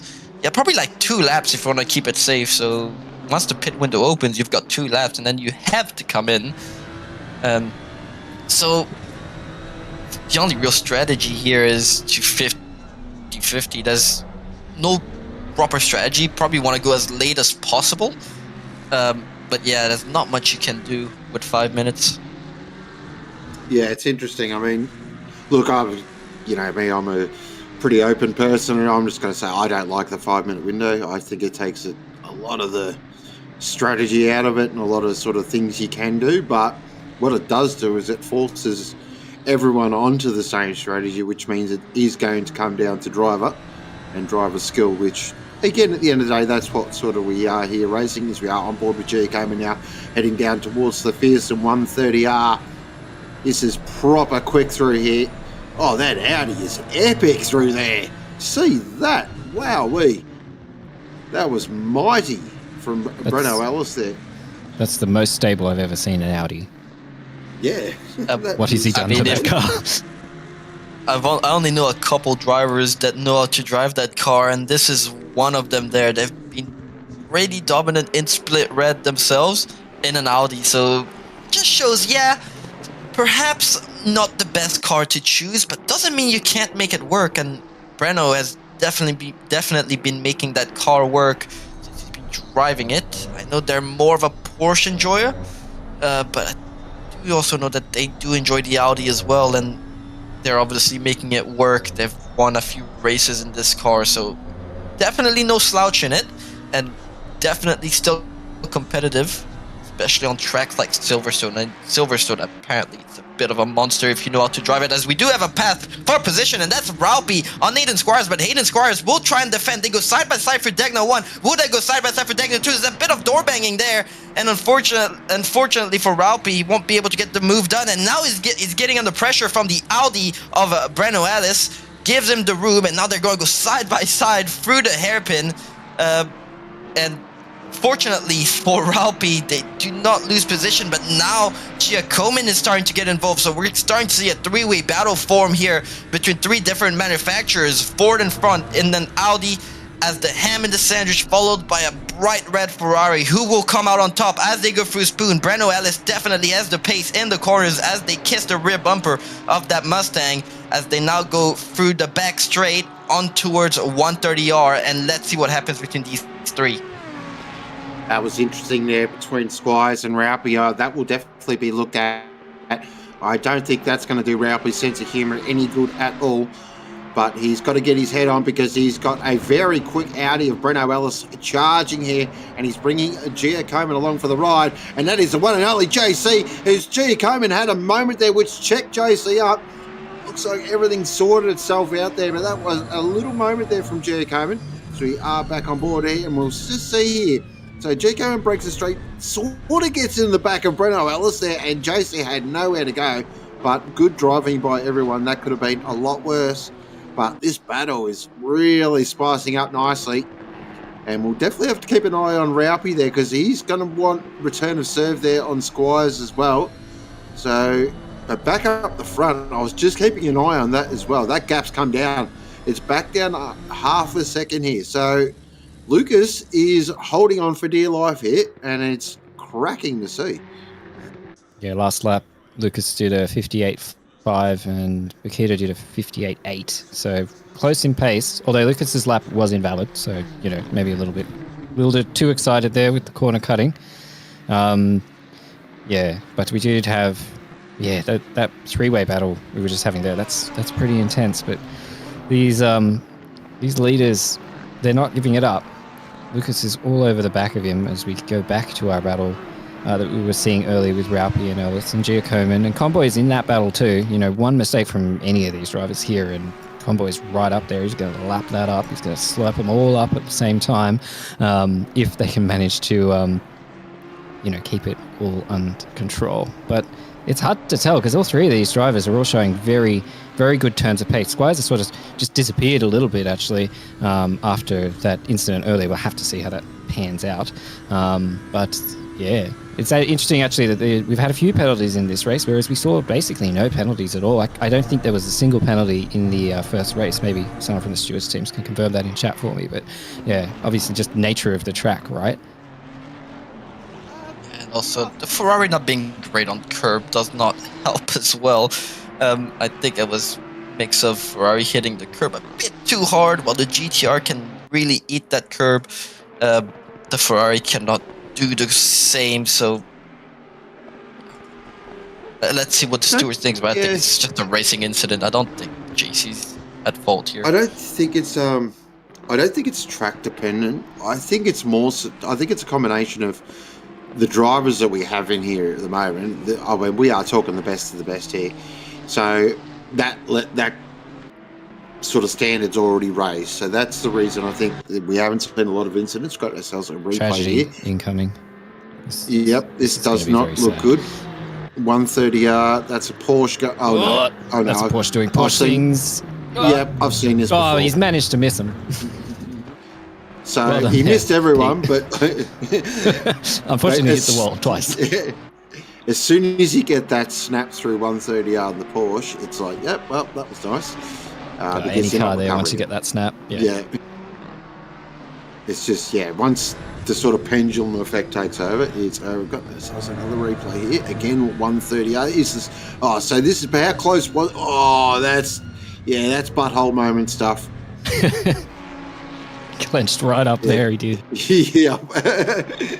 That is very nerve-inducing. Back with live action now. Currently looking at Luca Giacomin, currently in 8th position in that red Ferrari. Back in Aiden Squires now. He's just eking that gap out there to Raupi. So Squires in a bit of that no man's land race at the moment. No one really around to put pressure on, but also no one in front close enough to really get the head down and chase. So bit of a lonely race, but I can just see through certain sections of the track though Raupi's very quick, but then in certain other sections of the track Squires then pulls out that gap again.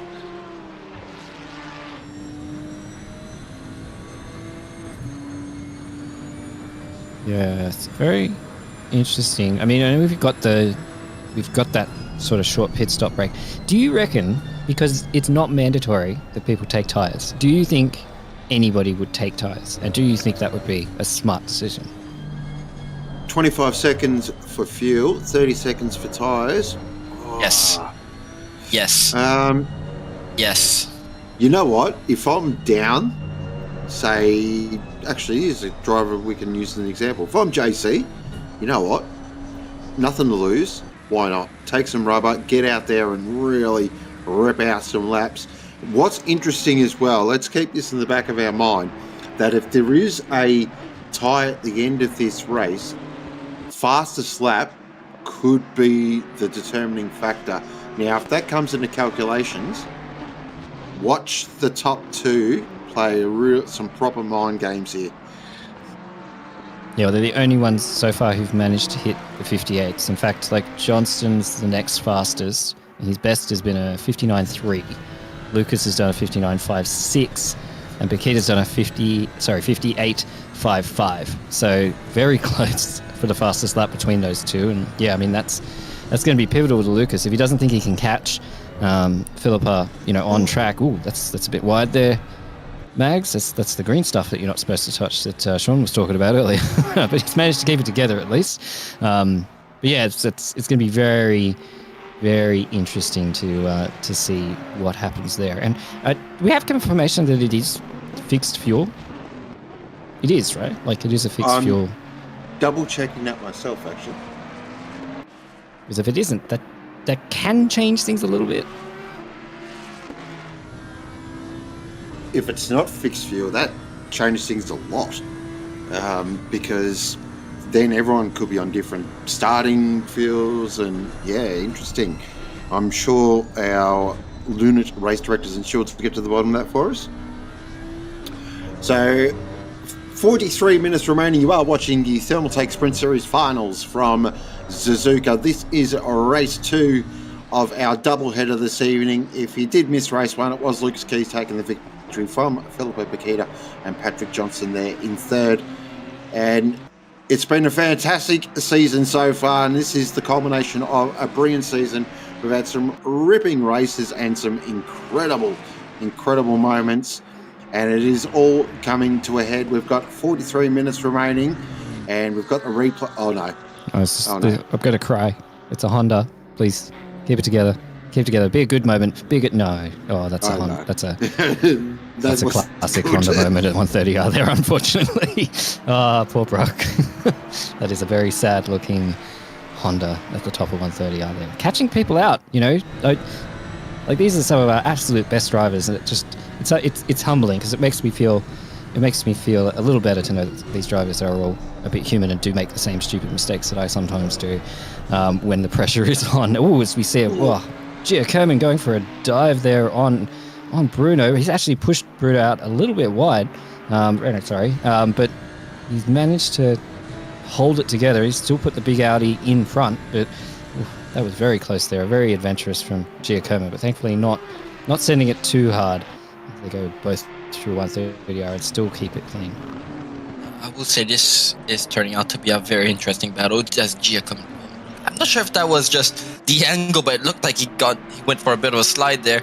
But Gia coming a bit on the more aggressive side of racers that we have here at OOR. So I'm wondering how he's going to manage trying to get around Brano Ellis here.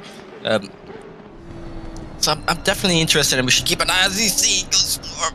Like I said, he's on the more aggressive side, just letting Breno know, I'm right there, and I'm not afraid to put my car alongside you if I do have the opportunity. But it looks like he has pulled out last second, but the Ferrari here just looking so incredibly gripped up on the track surface. If I'm Breno, I'm buying a Tats Lotto ticket, because that was so close to too wide. Like, so close. Unbelievable. And I've just been handed something across my desk here, which is very interesting. I've got myself a updated points thing that updates every 10 minutes, and Glenn providing all the excellent material here. So once that loads, I'll get into business. Now, I always say I don't do maths on stream because it's my weakness, but if I've got something to look at there, then I'm happy to do it. It's also my weakness. I try to do maths on stream and then I make a fool out of myself. But it's fine. We've got fantastic viewers here that are more than happy to do the maths for us. I'll just look at stream chat, and if they have the verdict, I'll just go off by them. And if it's wrong, then unlucky, not my fault.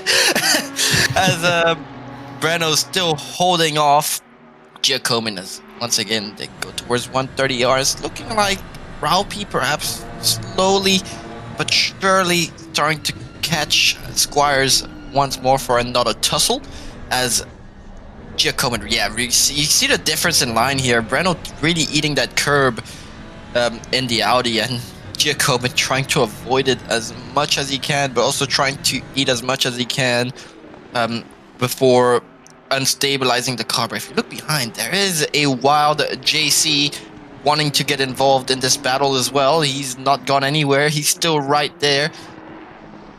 So I was just going to say, I've been watching JC a little bit, and sort of that gap's been fluctuating a lot. I thought he didn't have the pace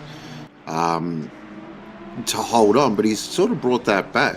So I have got the championship here. It's finally loaded, and so it is Pip leading the way currently. If the race was to end right now, Pip would win by 1 point over Lucas. So Lucas has really got to find that fastest lap somewhere. Just got to dig in a little bit and just see if he can pull something out of the bag here. Patrick Johnson looks like it's going to be a pretty comfortable third there for PJ. And then Babby in fourth. Nice drive. Brenna Ellis in fifth. Squires is the big improver. Finished 11th in race one, but then is now currently up to fifth position. So really nice race two there. And then Luca G came in seventh. Ralphie in eighth. Taufik in ninth. And Damiano here in 10th position, currently as it stands at the moment. Subject, of course, to change. You know, when these pit stops come through, it is going to be interesting because you see these tight little battles like we've got here with Giacomin and all that, where they are so close together. You know, who jumps first there or who goes later could make a difference. You know, it is going to come down to like who makes a better pit entry. You know, it's not a difficult pit entry, but it is one where you can take a tenth or two out of your opponent just by taking it just that bit further and closer to the line. And we're going to see JC just taking the camera out there. But are we going to see some of these drivers push it just that little bit too hard and maybe pick up that speeding penalty, or be too cautious and lose a couple of tenths on track because of it? You know, who gets up on the jacks quicker? That kind of stuff will make a difference when the cars are as close together as they are in this sort of mid-pack battle, between, Raupi, Ellis, Giacomin, Convoy. Like, pit stops are going to make a difference there for some of those drivers. And, is the overcut or undercut going to be a better choice? Is everyone just going to fly in on the same lap, or are there going to be drivers who go, I'm going to go for an extra lap here?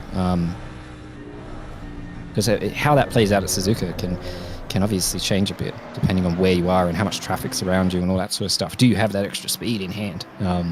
As we see them all just continuing to go around, they're kind of all just in these fixed positions at the moment. Even Lucas has sort of dropped off a little bit. His lap times have still been good and competitive, but it's just getting him just a tenth or so every lap, just that little bit faster than him, and making a small gap as they go along. And it's interesting, people saying, like, if Lucas feels like he can hold on to second place, given the gap he's got that 10 seconds right now, does he just take the tyres at the pit stop to try and get the fastest lap over Pip?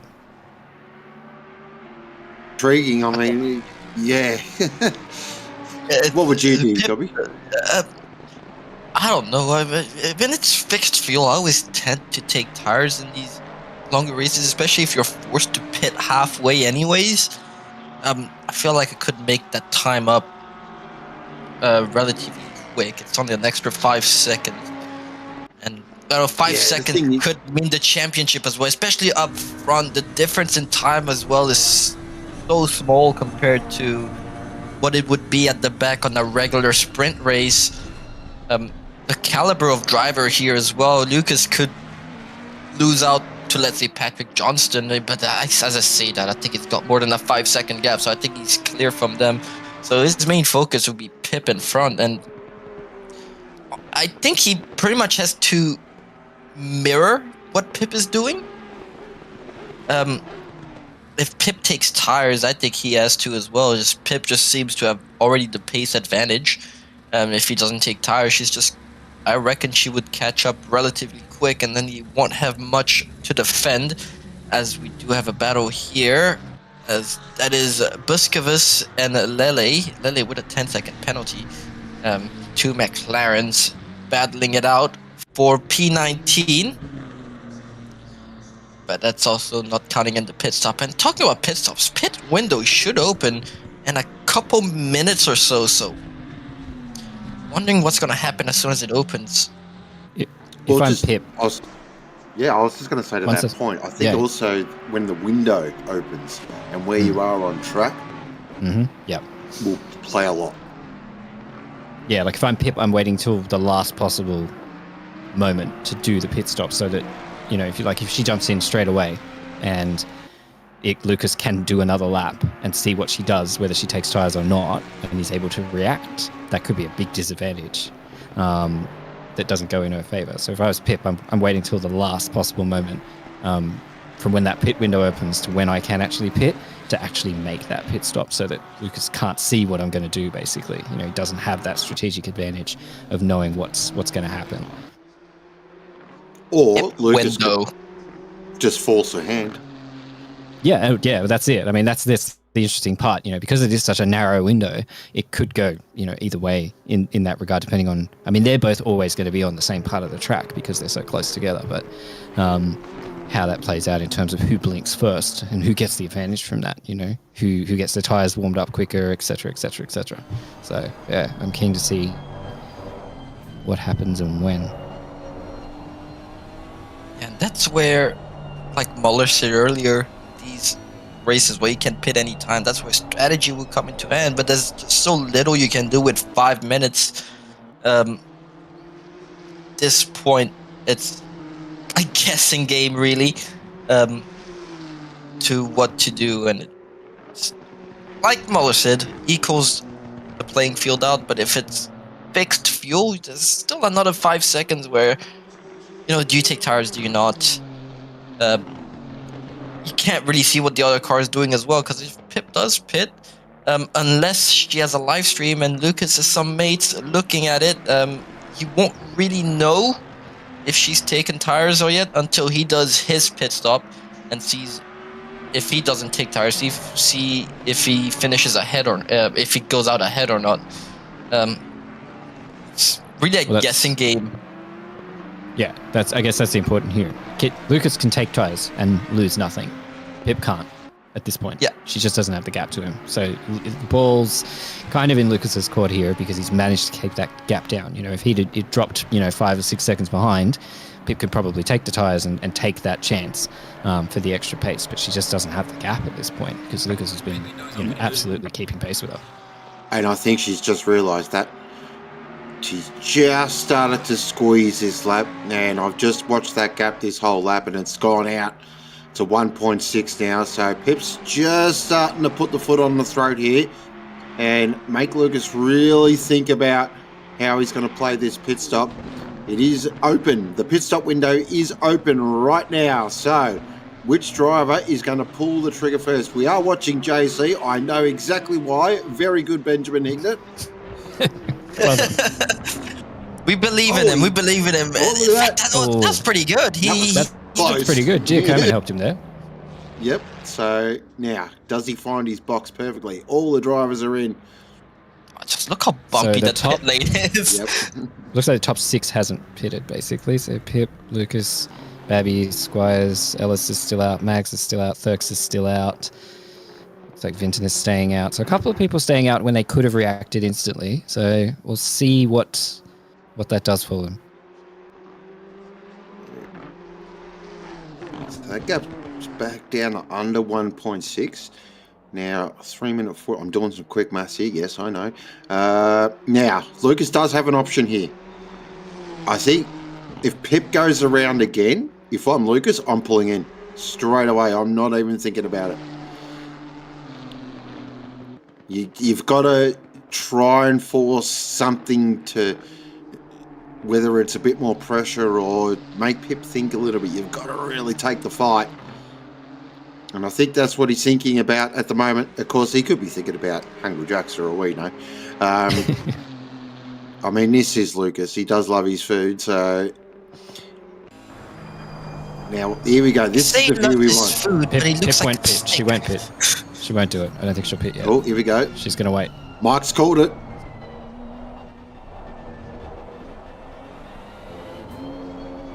She's indeed staying out. Bang. And Yeah, there we go. pitting. You've called it perfectly there.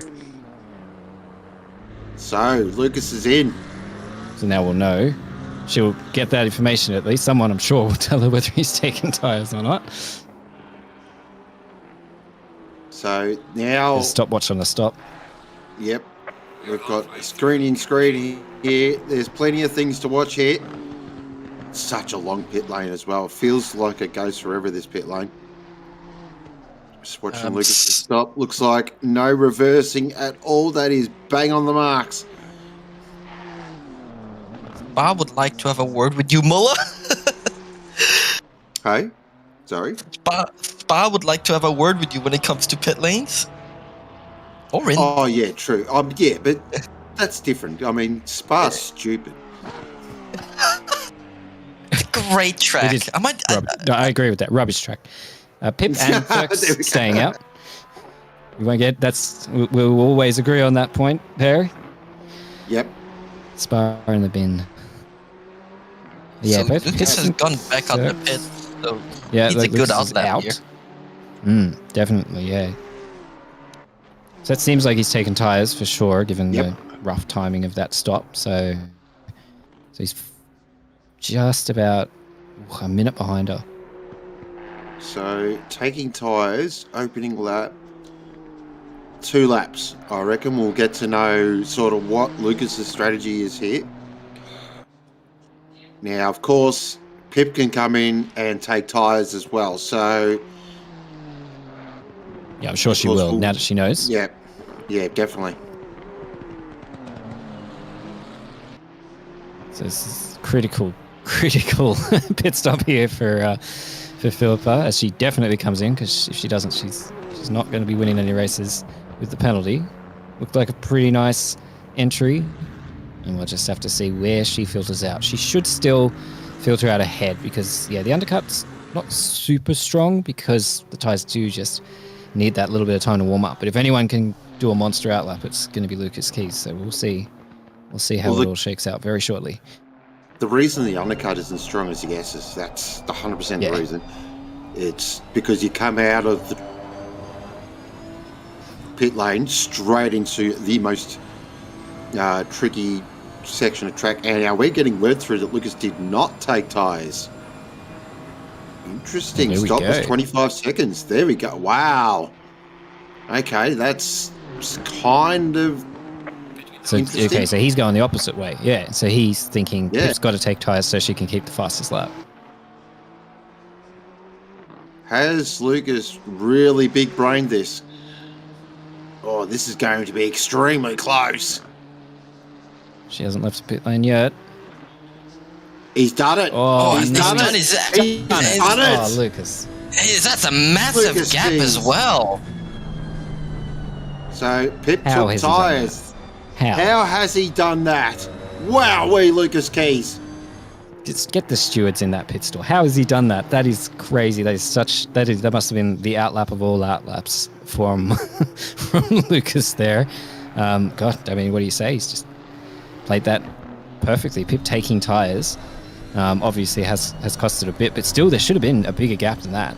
5 seconds wasn't the difference. So he's definitely done the extra work there and delivered. So, well, gap's about 3 seconds now. I'll have to see if she can make those new tyres work for her.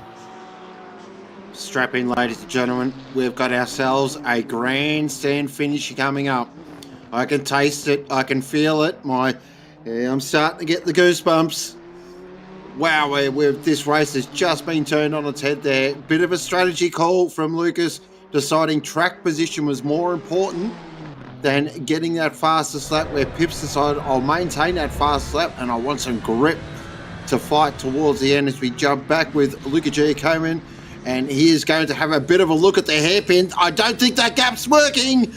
Oh dear, that was the corridor of confusion, unfortunately.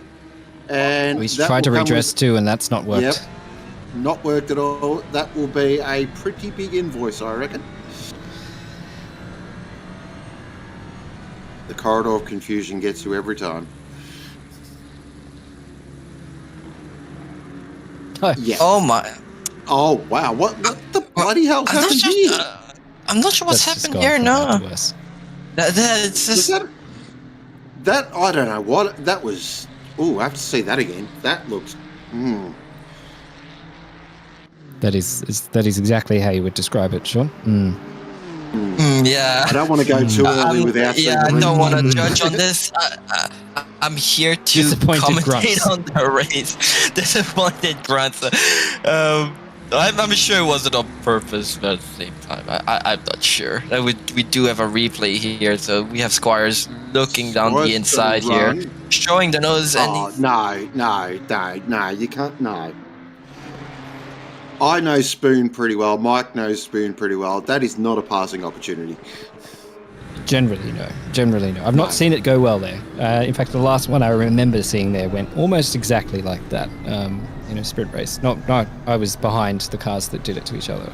I was very appreciative of them doing that, though. That was great. Two freebies for me, but yeah, I've not ever seen a good move done at Spoon there. I mean, there wasn't much in it. It could have gone either way with a little bit more patience from either driver, to be honest. But that's. I mean, it's a hard enough corner to get right on your own.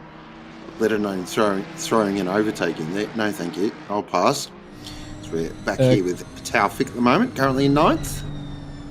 There we go. 15-second penalty there for G Coman. Gap down to 1.5, by the way, at the front. She's gaining quite quickly on Lucas there. I know it says 2, but I'm relying on my external timing to be a little bit more accurate than what ACC's timing tower is giving me. And as you can see there, yeah. So Pip she's coming. Last lap, she was almost 7/10 faster. So definitely, almost 3/10 faster. I read that wrong way. Has Lucas, though, just backed it off a little bit just to save a little bit of tyre for the back end. We'll have to keep an eye on that because catching's one thing, passing's a very different thing, as the great Mo Walker used to say.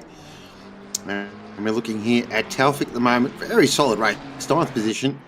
And that will bump up as well with the couple of voices popped in for Squires and Gia Coman. So that will be a net, I'm just going to take a guess, next 6th. Yeah, we'll go with that. That works. Wow, have some orange. Yeah. Geez, they really love the orange, don't they? She's absolutely rapidly catching Lucas here. That gap's probably below a second now, and it is below a second. I have a points Lucas did a update. very slow lap there, though. Yeah, quickly before that. He only did a 2 flat, and Paquita's done a 58.7. So maybe something wrong there on Lucas's last lap as he's struggling. What's happening? He's gaining heaps of time on him. Is Lucas okay? Like, where's all that pace gone? Is it maybe the tyres was not the call? Maybe he's just burnt them out too much. Pip's going with the move! There's big contact! That's not the move! Oh! Did they not listen? Oh my god! Spoon is not the move, and Pip's made huge contact there with Lucas. Oh dear, the race has got off. Wow, we just were mentioning about Spoon Curve. We got ourselves a Thermaltake replay here, and let's take a look at this. Pip got a great run out of 200R. Lucas has gone defensive. He's kept the car. He's had one move. There's his one move. And Pip sent it up the inside. Oh, wow. Oh, I'm not touching that one. Not going near that one at all. Wow, She's already right on the back of him, though. I'm not sure how he's going to hold on for 20 seconds. Yeah, those fresh tires are making a huge difference here. They are making a massive difference. I didn't think they'd make that much of a difference. I'm surprised here. Just all over the back of him. I'm not sure how we're going to call that move. We leave that one to the stewards. My call is that's just a bit of a silly racing incident. The position was redressed. I'd rather see these two battling it out on track than have that be decided by stewards. But I don't know. That's just my opinion. We'll see what they come out and say. I'm sure they're furiously looking at it. Numbers have been called, and the stewards will come out with whatever decision they come out with. But I'm hoping that they just let these two continue to race here, as we see Pip just. Wow, fresh tyres is definitely making much more of a difference here than I thought. The GTR's pretty damn good on its tyres, but I guess it's just that cool down phase you get from not pitting as we go back again through 120. You're going to have the same kind of overrun, and hopefully we don't see the same mistake. This is Lucas at his very best, though. This is what he does so well. He's gone a little deep there. Oh, he's gone a little bit wide. Pip's going to show the nose. Oh, they got around it. No! Oh, there's no being touched. What is going on here? Oh, no, it's all... Jesus Christ, what is happening? Bloody hell. not how we wanted to see Oh, that. That was That not. is unfortunate. That is. Oh, there's going to be some emotion attached to this one. Yeah, that's all right. So let's watch this again. So Lucas has done really well. He's defended, kept to the middle of the track. She's definitely got a bit of overrun on him, and she's just stuck the nose in too early there. It looked clumsy, didn't it? It does. Perhaps she's just a little bit desperate. Yeah, that's unfortunate. It's going to be hard to argue a case there for Philippa. I think the first one, I could do it, but on that one, that's just a bit clumsy, like you said, Sean. Oh, that's a really unfortunate way to see that. That all battle out. Best thing she can do here is build that gap. Yeah, and start pulling away. And she obviously has the pace advantage at the moment, so she could definitely do it. That's if she doesn't get a penalty for the first incident as well. I think the first incident could be seen as a racing incident, like you said, Cricky. I could see how you could fight that one out, but that second one was a bit naughty, and I think it's because of what's on the line as well for these drivers. They don't want to give anything up, but this is not what we saw in race one. Race one was much cleaner than this. Bit less on the line, I guess. In race one, there's always a chance that they can come back at it, but this is, they're racing for real prizes and real points here. So, yeah, anybody can get a little desperate in those situations. But we don't have all the footage. We haven't seen all the angles. Lucas might have turned in ridiculously early there. I can't see it happening this way, but we just don't know from our perspective here. So we're not going to call it. We're not going to speculate. We're going to watch the things that we can, and we'll see what the stewards say. There's some Kovacs and Kovacs action here. Oh no, it's never good when Kovacs. It's all happening down there at Spoon. That's going to be. It's the cursed corner. TeamSpeak right now. That TeamSpeak will be going off. I don't think the nicest of words would have been said here. I think there'll be a couple sorries here and there. I don't know. It depends who got spun. I reckon if it's Scott Rochford, he'll accept the apology. Oh no! We have more contact. JC's out. Everyone's lost their marbles here right at the end. What is going on? Spoon again. What the hell? Did they wake up this morning and just, we'll cover that off. Pip's just got a 15-second penalty, so we have to watch that gap now really closely. That is really interesting as we go back here with Taufik and JC. Spoon again. Who woke up this morning and decided, Spoon, that's the best place to pass it, Suzuka? Seriously. You were the one who was bad-mouthing Spoon in qualifying, so I'm going to call that your curse, Sean. You cursed the second half of the race now. But really, of all places on the track, if you said to me, Suzuka, where do you make your pass? Spoon would probably be the last thing I'd think of. It is seriously not a passing opportunity. So I don't know what's happening, but the red mist has come down and we've got to work all this out. But currently at the moment, Lucas Keys has got this championship. He's got one hand on the trophy at the moment. He has got a 15-second, he's basically got 15 seconds window that he can cover.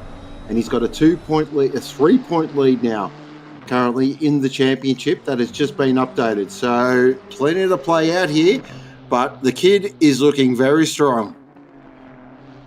Yeah, looking good for Lucas here. If it's anyone else, and I'd be like, maybe Pip can get another 10 seconds, between herself and P2. But Lucas, that's going to be really tough for her to gain that much time, even as fast as she is, even with fresh tyres. But again, it could be the tyres that really make the difference for her here. We saw how much pace she had behind him, so I guess we just have to wait and see if she's got it in front of him. And honestly, it's going to be hard since she's not really going to have anyone to blame but herself for the incident. So, yeah, it's a disappointing way to see something like this decided, but it's just the way it's going to go, unfortunately.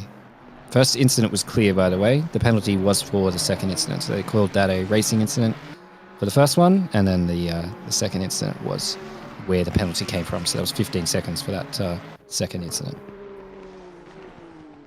There we go. There's a couple of retirements here and there. I think some drivers not so. Godfrey, more than happy for him to retire. That was as straight away, yep, I'm done for the day. That Honda looks very second-hand. It's one of those corners as well. If you crash at 130R and if you hit it right, yeah, you may as well. Here we go. Is there? Tell me you wouldn't Alt F4 after this.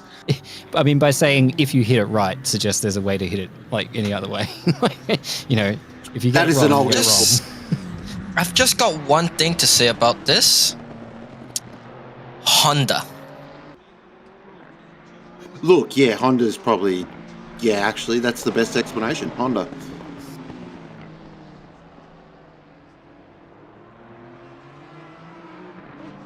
Back in the action here, though, Babby has just been slowly catching up to Johnston, and we're also seeing Vintner did very well in race one.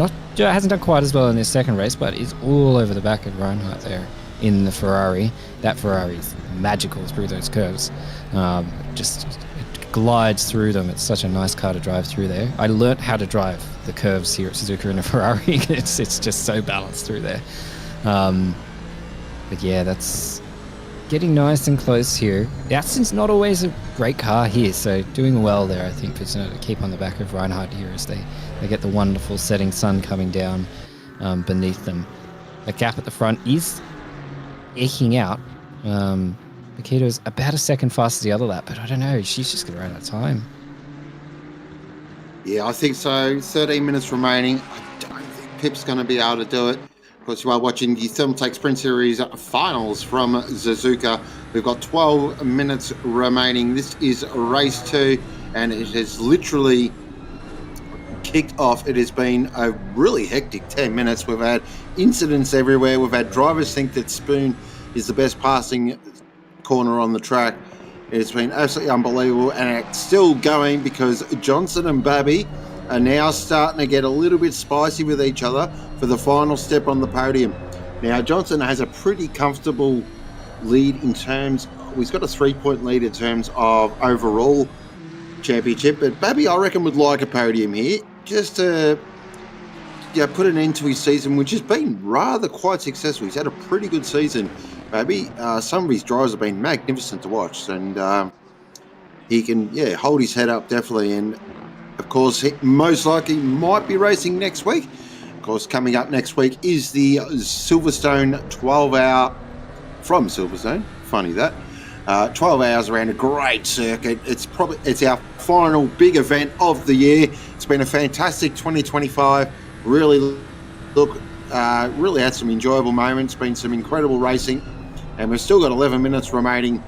And we've got a couple of really ripping fights, but it is Philippa Paqueta leading the way from Lucas Keys, Patrick Johnson, Babby Squires, Jaya Coman, Raupi, Taufik, and Mags A10. That will definitely be subject to change. And it's really been a ripping race. Can't really say much more. Well, I can, but I'd probably bore people. See, I've even bored my co-commentator. Yep. Just beat me to it. Oh, dearie me. Yeah. Look, Pips, that gap's come down again. She's sending it. She's giving it 100%. She's trying to outdrive that penalty. Absolutely. Lucas about 10 seconds behind now. With 10 minutes to go. I mean, it'll be close. It's possible. It's possible. She can make that happen. Possible. Because the used tyres, I think, is what's really hurting Lucas here. Plus, obviously the incident, we don't know how much damage he got from that.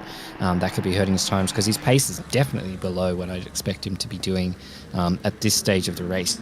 You know, he's only in the 2 flats. Like, I mean, that's done. That's slow for Lucas. Washed. That's him having a casual drive. Yeah, that's washed for Lucas. So, I wonder how much there is some damage or other factors that are influencing that, but it's still there to play for, and he's just got to push as hard as he can and see what happens at this stage, unfortunately. But we've got still got Babby here though, really chasing for that podium. He's hungry for it. Actually, I can see there too, because the other gap I was watching is Johnston is actually catching Lucas slightly as well. Probably not by enough to catch him by the end of the race, but he is just slowly getting just that little bit closer, even with this pressure behind him from Babby, or perhaps it's Babby pushing him on and pushing him a little bit closer to Lucas as well. But that does maybe show that Lucas is just not able to hook the car up for whatever reason it might be at this stage of the race. Look, I I've think had I a agree. viewer say, I think Liam Hamilton. Agree with this summation there. I reckon there's damage on that GTR. I just got this feeling the front end probably isn't feeling as nice as it should.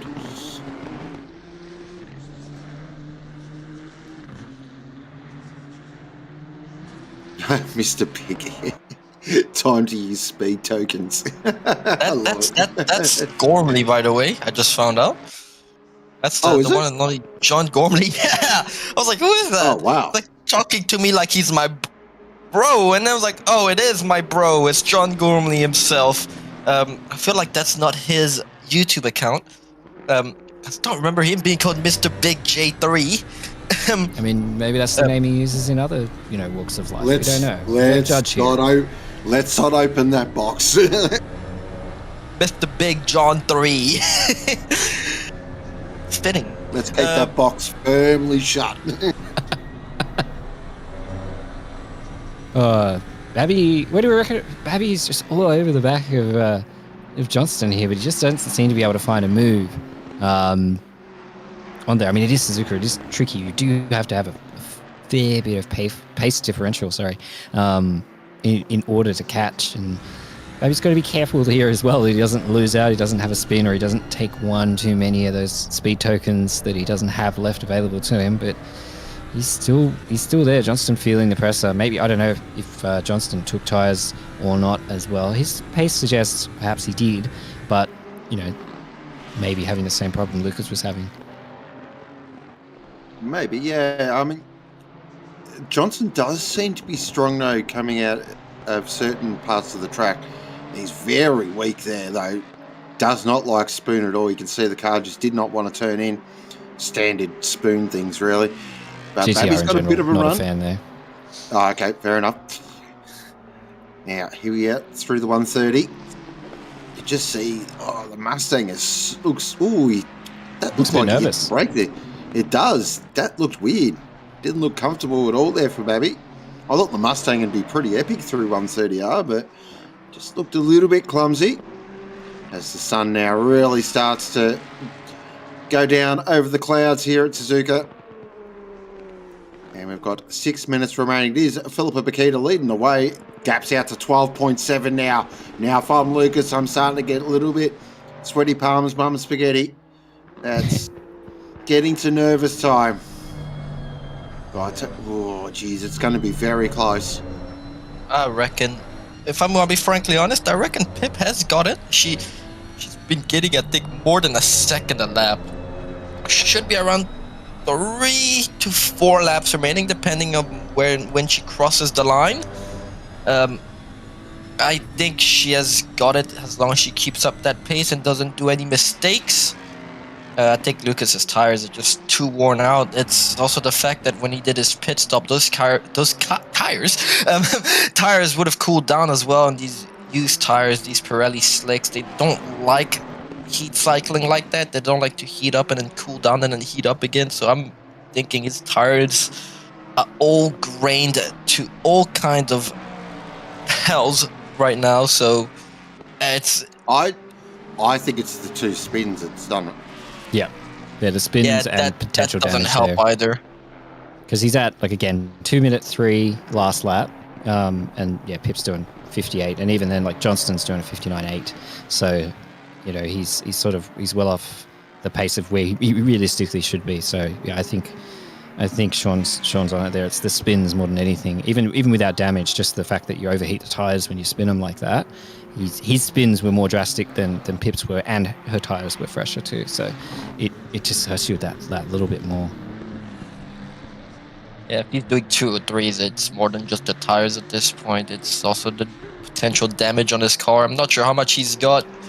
Sometimes ACC does do funny things where you do a tiny tap and it just gives you 15 seconds of damage for no reason. I've seen it happen. And there's a good chance it's happened here as well. So perhaps he's lacking in top speed, because 2-3 is very unlike Lucas. Even on worn tires, he should be doing at the very least 2 flats. Well, we're on board now with Lucas here, and we'll get a real idea of how much he is struggling. And you can just see, yeah, really having to work to get that nose in. It's this is going to be very interesting. There's not much to say here. Tell us what you think, Sean. There's definitely going to be some conversations, I feel, after this race for some formats and things. I feel like there's going to be some opinions flying around. That's the thing with racing, whether it's real life or sim, there's always opinions. And the great thing about being a commentator is we can just pretty much ignore them. Yeah, we don't have to be a part of it. I'm looking forward to post-race chat. Might get a little slow mode, but I'm not one to say, as we do have a battle here through the final chicane, and that's John Rad making an absolute send on Scott Rochford. I think Scott Rochford was that one Porsche that got spun by his teammate, but J Rad here absolutely sending it for P17. Exactly. See, I love this. They're down there. They know that, they're not as quick as the guys up front, but they're having a proper race. They're like, what? That's what it's all about. Yeah, exactly. I mean, anybody who managed to get into finals like this is a top level driver, like any of these guys. And I've had the pleasure of driving with a few of these guys. Not going to wheel with too many of them. They're a little all above my pace level, but like just getting here and just being able to participate in this event just shows that you're one of the best drivers in OOR for sure, and potentially one of the best drivers in our region even, given the caliber of drivers we do generally attract here. So yeah, it's a shame that the front has ended up the way it has, but I mean, I'm sure there's been a couple of good battles up and down the field as we've been going, and it does seem like everyone's calmed back down, which is nice to see. I haven't seen an attempted overtake at Spoon in quite some time, as I curse the entire field, as someone is literally gearing up for ascent as I speak. So yeah, I mean, everyone has calmed down with the closing minutes here as the mist begins to fall on the track. As we see a replay, oh, thank God it's not a Spoon. Thank you, Ben. As we see Tiffy going into turn 1. Has he just done? Yes, yep. He's just done those lazy. Oh, he hasn't quite caught it. But, yeah. Been there. Been there, done that. So with 1 minute 40 remaining, we are getting to the back end of what has been a fantastic evening's racing. It's been thoroughly exciting. We also had that big announcement that Thermaltake are going to be following us along all next season as well, with some really exciting things coming up. But it is Philippa Bakita currently leading the way, 17.2 seconds to the good. She has covered off that 15-second penalty as well. Lucas Keys, unbelievable drive. It's been a race 1. He was flawless, absolutely flawless. Race 2, there's been some high stakes, high drama incidents, which I'm sure will be covered to death as well. And I'm sure everyone will have their opinions, and I'm sure Discord chat will be nice and quiet this evening. I'm sure there'll be no one will jump in and have a chat. And Patrick Johnson, my driver of the day, 100%. He's been fantastic all night. He's just looks so solid in third position. Really hasn't been headed. Babby's trying, but I just don't think Babby's got anything for him at the moment. Babby, 4th position. Again, very nice drive. Race 2's been really impressive. Alice, you know what? 2nd driver of the day. To drive that Audi like this and to do it. He goes for a bit of a slide. He gave you a little bit of a fishtail there. Huge effort, and yeah, hats off. Really great drive. Squire's in 6th. He's had a race 2. We'll just go with that. He's certainly had some exciting moments. G. Coleman, though, we're going to call G. Coleman action man for this race. Just seems there's been action everywhere, and G. Coleman's been around most of it. pretty standard for Giacomo, really. He does like to get involved and get stuck in, which is why we love him. And then Ralphie in 8th position. Up and down, Ralphie. I feel like his race 2's been a bit stronger than his race 1. But again, a very solid drive. And then Mags in 9th. Really haven't called Mags much. He had that little bit of a moment there on race 1 on the opening warm-up lap. He had that spin there. But other than that, it's been a pretty solid drive. But Philippa Bakita, she is going to take the victory. And she is going to take the Thermaltake Sprint Series Cup overall championship as well. Fantastic drive from the BNS driver. And second place will go to the one and only Lucas Keys, who, wow, is going to be a little frustrated, I feel, but a magnificent drive. And race 1 was a masterclass. And in 3rd position is going to be the one and only Patrick Johnson. What a drive from PJ. Get around him. And then Babby in 4th. 5th will be Breno Ellis in the Audi. Great drive. 6th will be Squires. 7th will be Giacomo. Raupi in 8th. Mags in 9th. And Taufik in 10th. Gentlemen, there we go. Yeah, there's certainly a race. There was no controversy at all, and the result was nice and clean, and there's not any discussion to have after that at all. Pretty quiet. It was a really quiet race, and nothing of potential incident happened. Look, I don't even think we'll need slow mode for the chat. No, not at all. Not at all. It's going to be a nice, quiet chat. Everyone's going to be very gentlemanly and respectful in the chat tonight, I'm sure. Look, unfortunate, I think, for Lucas there. Unfortunate for us, I think, as well, because we kind of got robbed of maybe a bit of a fight there, but it did look kind of a sealed deal there, even without the incident that Philippa was going to... all she needed to do was get ahead at some point. It's just disappointing the way she had to do it. But it did look like a pretty done deal there, unfortunately, for Lucas. Just those tyres not really lasting, but we'll never know. And that's the sad part about the result, I think, is we just won't know how that battle turned out. But that is the race, and that is what happened. And you can absolutely have your opinions on it, and I'm sure many, many, many people will. I believe we will be talking to our top 3 at some point as well. But run us through the standings, please, Sean.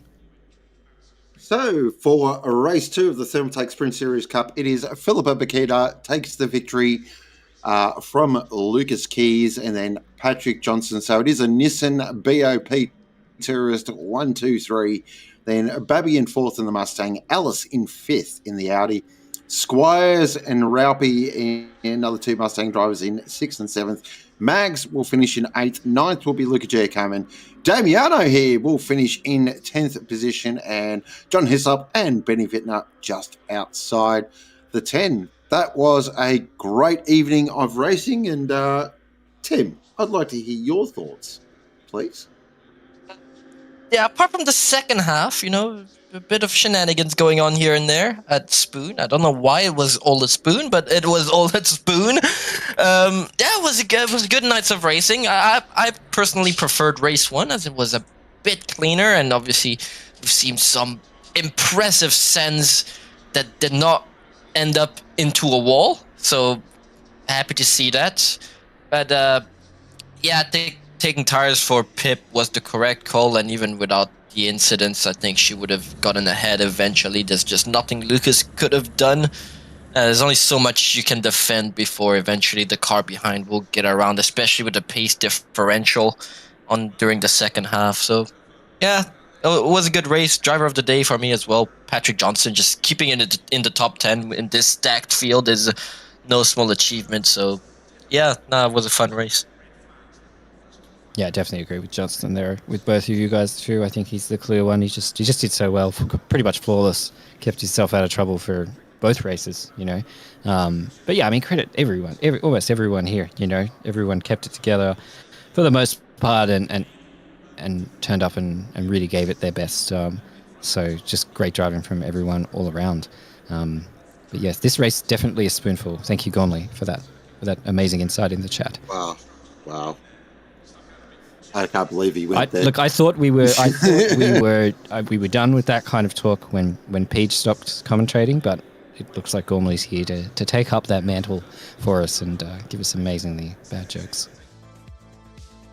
Excellent. So, while we are waiting to sort of what's happening, I want to give some shout outs. Of course, big, huge thank you does go to all our race directors all season. We can't go racing without you guys. These are the guys that do it in their own time. They sacrifice, they don't race at all. They basically just look around and watch the track. It's a thankless task, but they do an amazing job. Of course, our amazing stewarding team, they do tireless work. It is the hardest job in sim racing by far. No one is ever going to agree with the umpire. So they do a huge job. And again, we can't go racing without them. Massive thank you. Huge thank you does go to Glenn Germain and Benjamin Hignett and any other broadcasters I have missed. I am very sorry. Bring you all these beautiful pictures that we get to watch and talk crap about, which is awesome. It's why we do what we do and why we love what we do here. Huge thank you does go to the commentary team. We do have a bit of fun in commentary. We do like to, take the piss out of each other and basically, have a bit of a laugh, but we also take it pretty seriously as well. So massive thanks, guys. It's been a lot of fun. But of course, the final thank you for me goes to our amazing viewers. I mean, you guys are incredible. Chat's always popping off. There's always great conversations. All the streams that have been liked and shared and all that stuff. Huge thank you again.